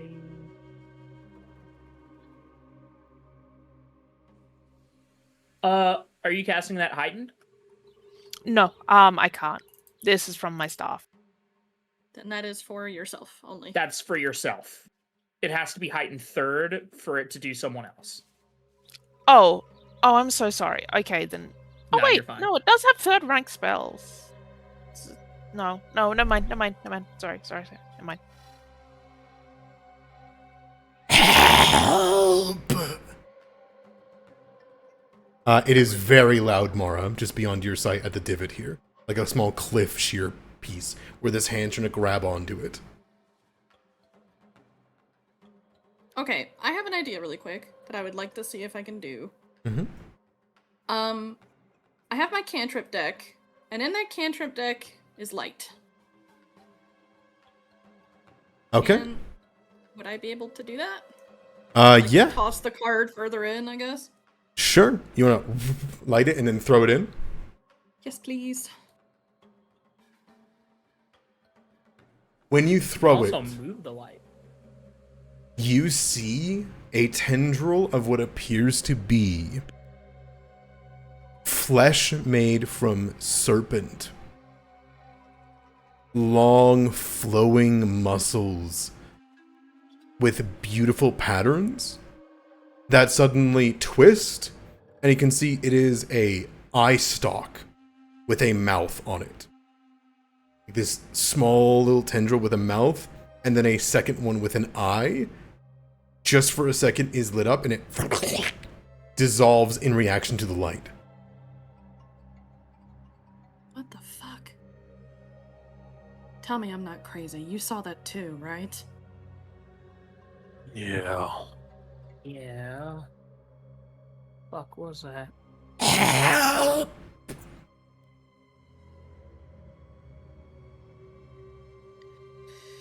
It feels an awful lot like we're walking into a mouth.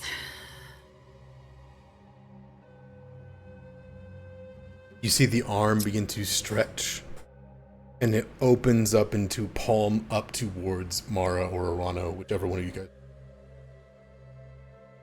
From the darkness, just over the cliff. If this person had a real arm like this, it would be broken by the way that the arm is pointed out.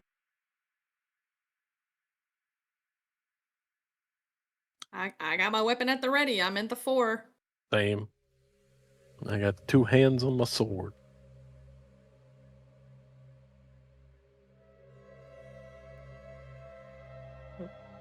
I'm scooching. Escuche. The moment that you scooch up, you see a cliff that you look down.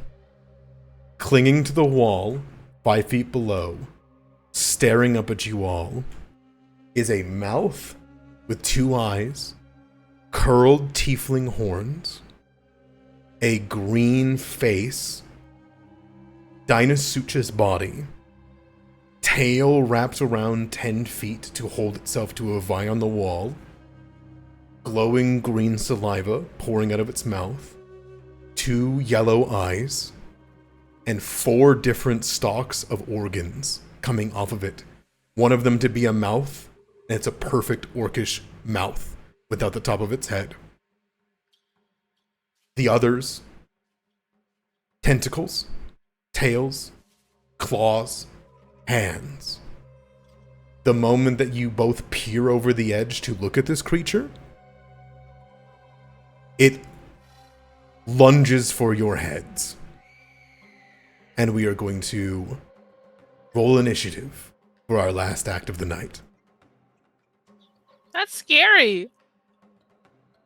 All right, Arano, I go high, you go low.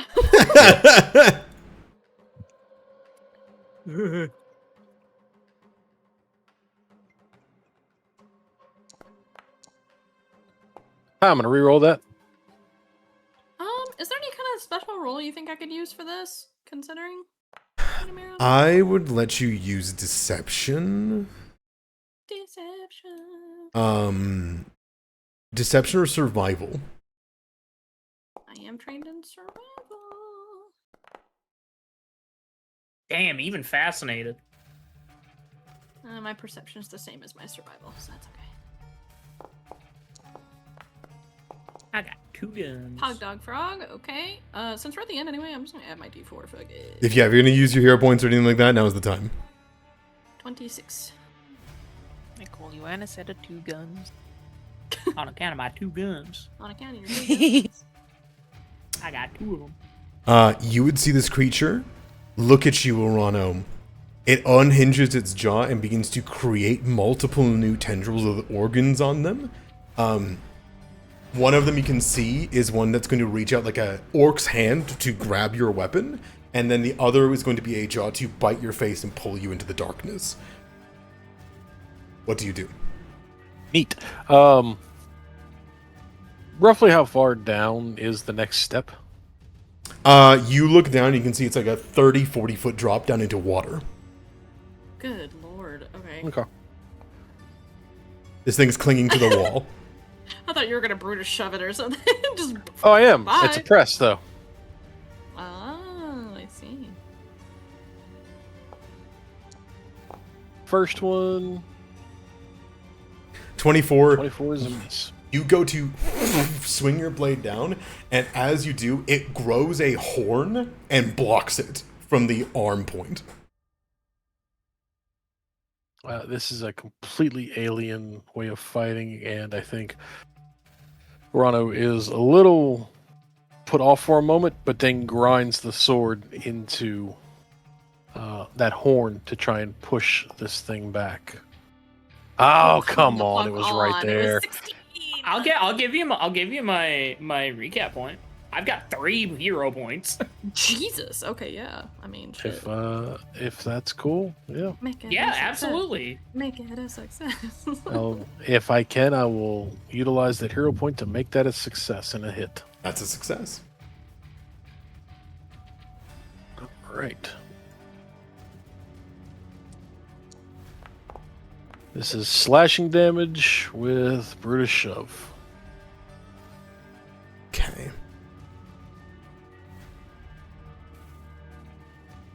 I need to check on something really quick. Give me one moment.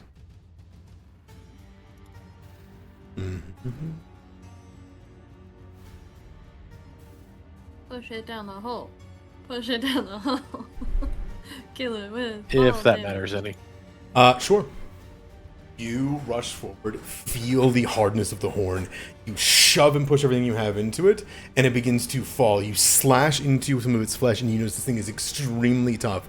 You cut in, and where you would find flesh, it began to adapt to it, and you see it goes from being orc skin to like dinosaur scales to feathers under 3 different layers of meat, rather than actual organs inside of this thing. You don't know if this thing even has any.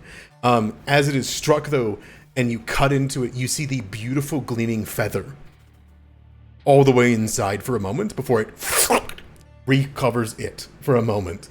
And you throw the thing backwards with a success on the shove, correct? It is thrown from the side of this cliff face. You would see one of the mouths go to stretch out and grab on. You kick your foot to the side, stop it. It turns around and falls, and as it begins to fly down to the ground, it just kind of looks down, tilts the way it moves, and you would watch gills begin to grow on its side, and it splashes into the water and disappears into the darkness.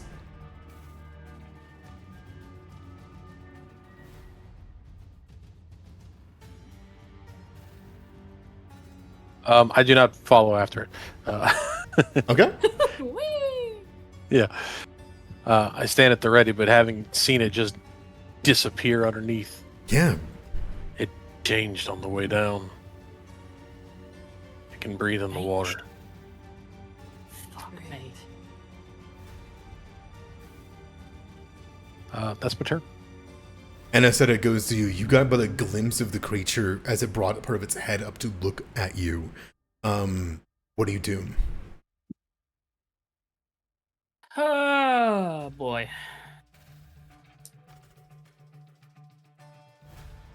I'm gonna devise a stratagem. Okay.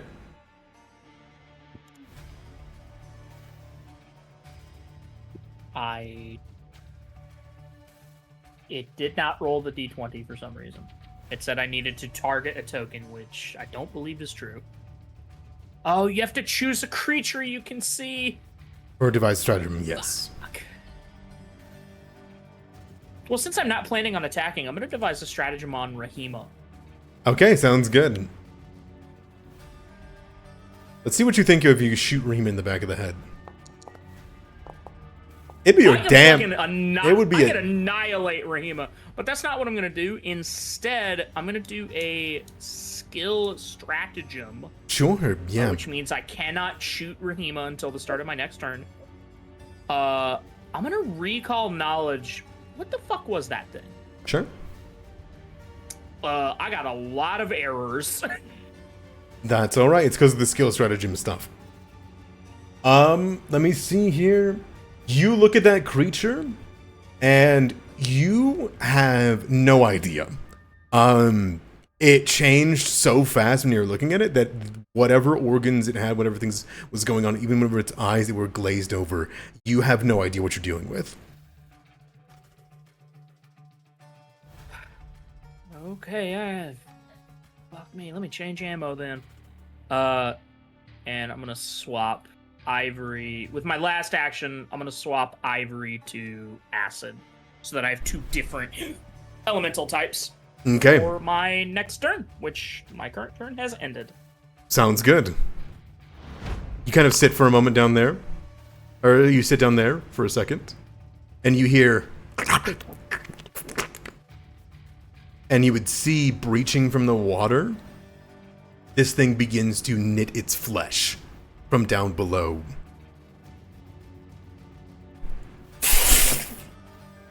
Two pteranodon wings explode from the water.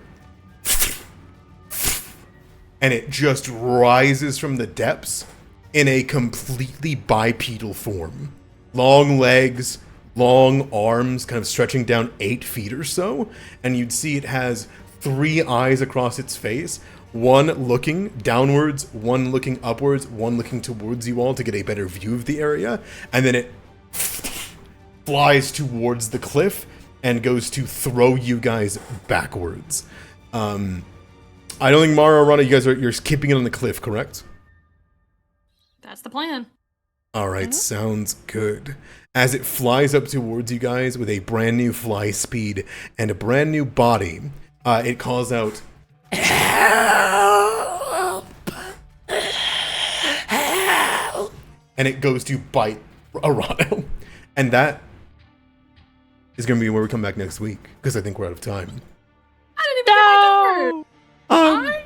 I'm End of the okay with round. finishing. You want to do I'm one okay more with finishing round? the round. You want to do one End of round? the round. Yeah, I didn't even End of the get round. to End of the round.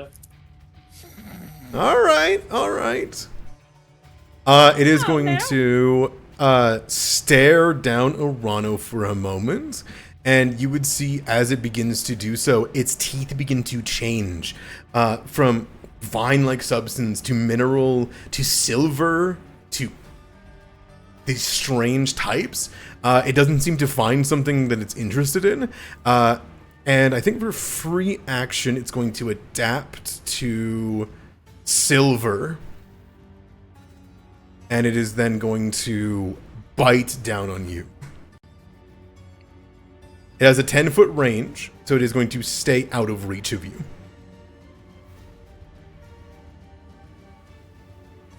As its neck disjoints, breaks, crooks, and goes around Amara to bite. D28, so one action to fly, one action to bite. It'll deal 24 damage. And then it is going to go for a... I think you gave the silver to me. Oh, my bad. Yeah, I also don't see it anymore. I don't either. It's in the It's the fucking one sec. It's the walls. Hold on. Okay. Yeah. You see better now? Yeah, I see it. Yeah. All right, excellent. It is then going to bring down a tentacle and slam it onto Mara. Rude. No. It's in its bipedal form now. Hold on. There's something I must do. Or it's in a bipedal form now, I should say.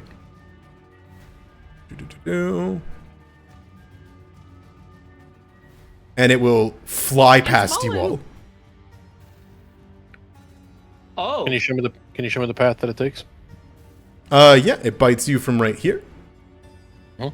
And it's going to fly this way. Neat. So it does land here.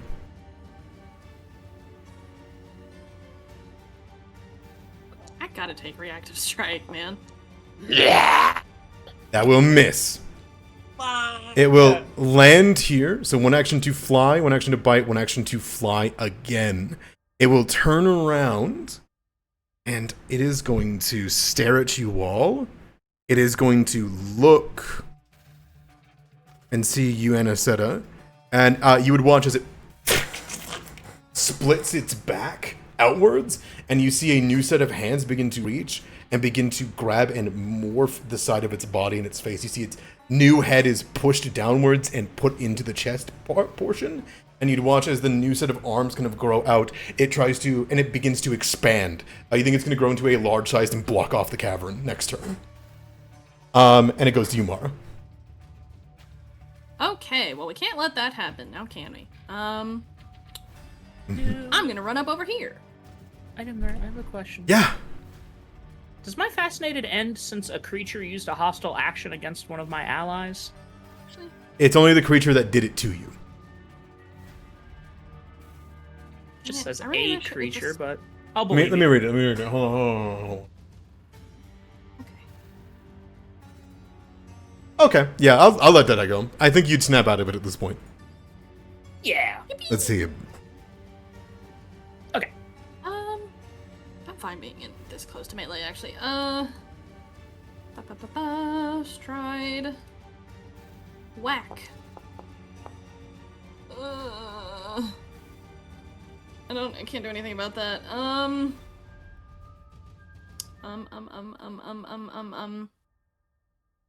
Fuck. Alright, well, I'm gonna try and trip it at map.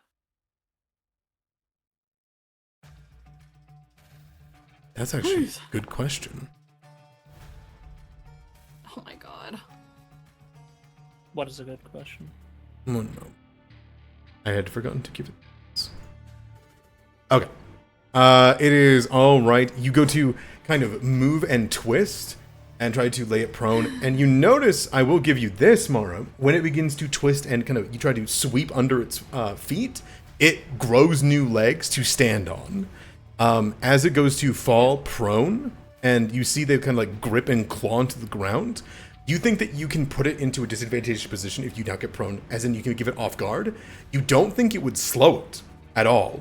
You think that it can probably crawl on the floor as fast as it can move around. Ew. It has a very unique ability Ew. that it's working with. I need to kill this thing ASAP. This thing's that's gotta my fucking turn. die. Rahima. I have a couple of choices that I'm thinking on. I think. Yeah, I think what I will do. Sorry, I'm just checking something over.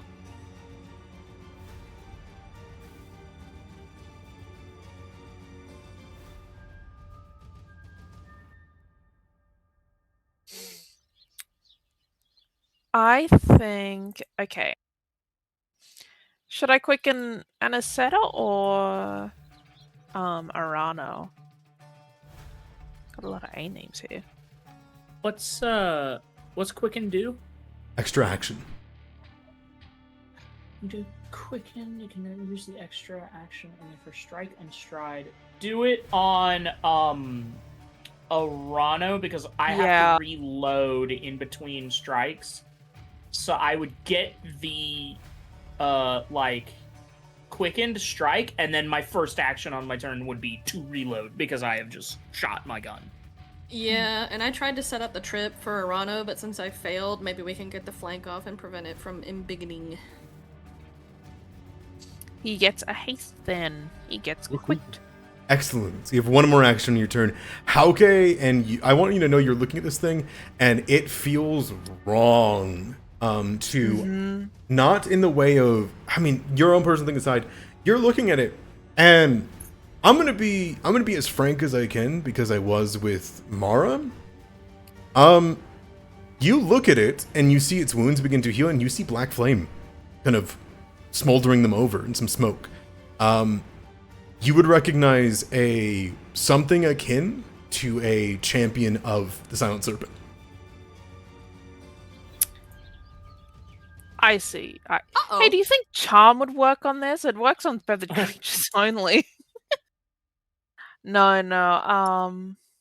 That's really disturbing. But I don't have time to think about that, so I'll just guidance. Sure. No, I'll recall knowledge on it. I want to know what kind of thing it. Your Silent Serpent lore will work on this thing. I was about to say, is it heretical for us to kill this thing then? Rahima, you see the feather, you see its body, you see it changing, you see orc, you see plant, you see dinosaur. And what do you want to know about this thing? I'll give you some base lore on it, no matter what, but what would you like to know in particular? I want to know what type of creature it is. It is a new type of creature never seen in this world. Awesome. So it does not. It is, for the purposes and the terms of Pathfinder rules, a new type of creature known as a protean. Oh. As you look at this creature, it is perfection in rebirth. It is constantly adapting and changing to become the perfect life form to kill you. This is, in a manner of speaking, exactly what all hunters would strive to become. It has, however, lost its sentience in doing so. Right. And I think that there's this realization, Rahima, with the recall knowledge that you rolled, that it is intentional with this transformation. Okay. Do I get any other questions, or is that it? That'll be all you get. However, I will tell you this: there is at least 7 creatures that were connected to the Silent Serpent in some way, shape, or form that have become this creature. Size doesn't really matter. They've all turned into this one, as I've given it the name, a Tangle Soul. Not a twin soul, not a reverse. This is some kind of amalgamation or a tangle of them all at once.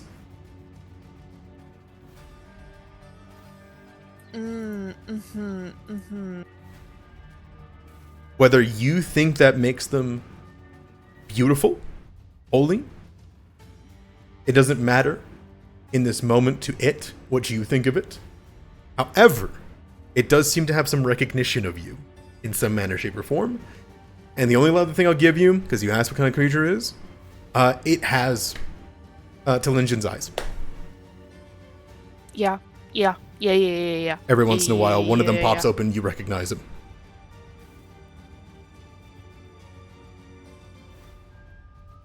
I think it'll be your turn. Okay. Do you have anything to say, want, need before we call it here? Because this is the top of the round. Boy.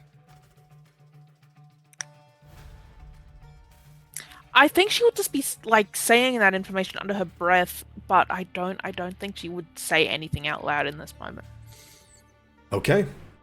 You see it. Hauke also sees it, and you recognize this creature.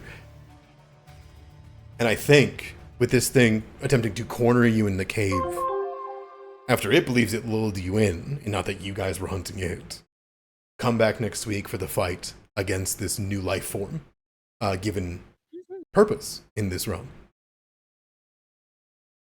I'm fun. Yay! That's scary. I love the jungle. Let's do races.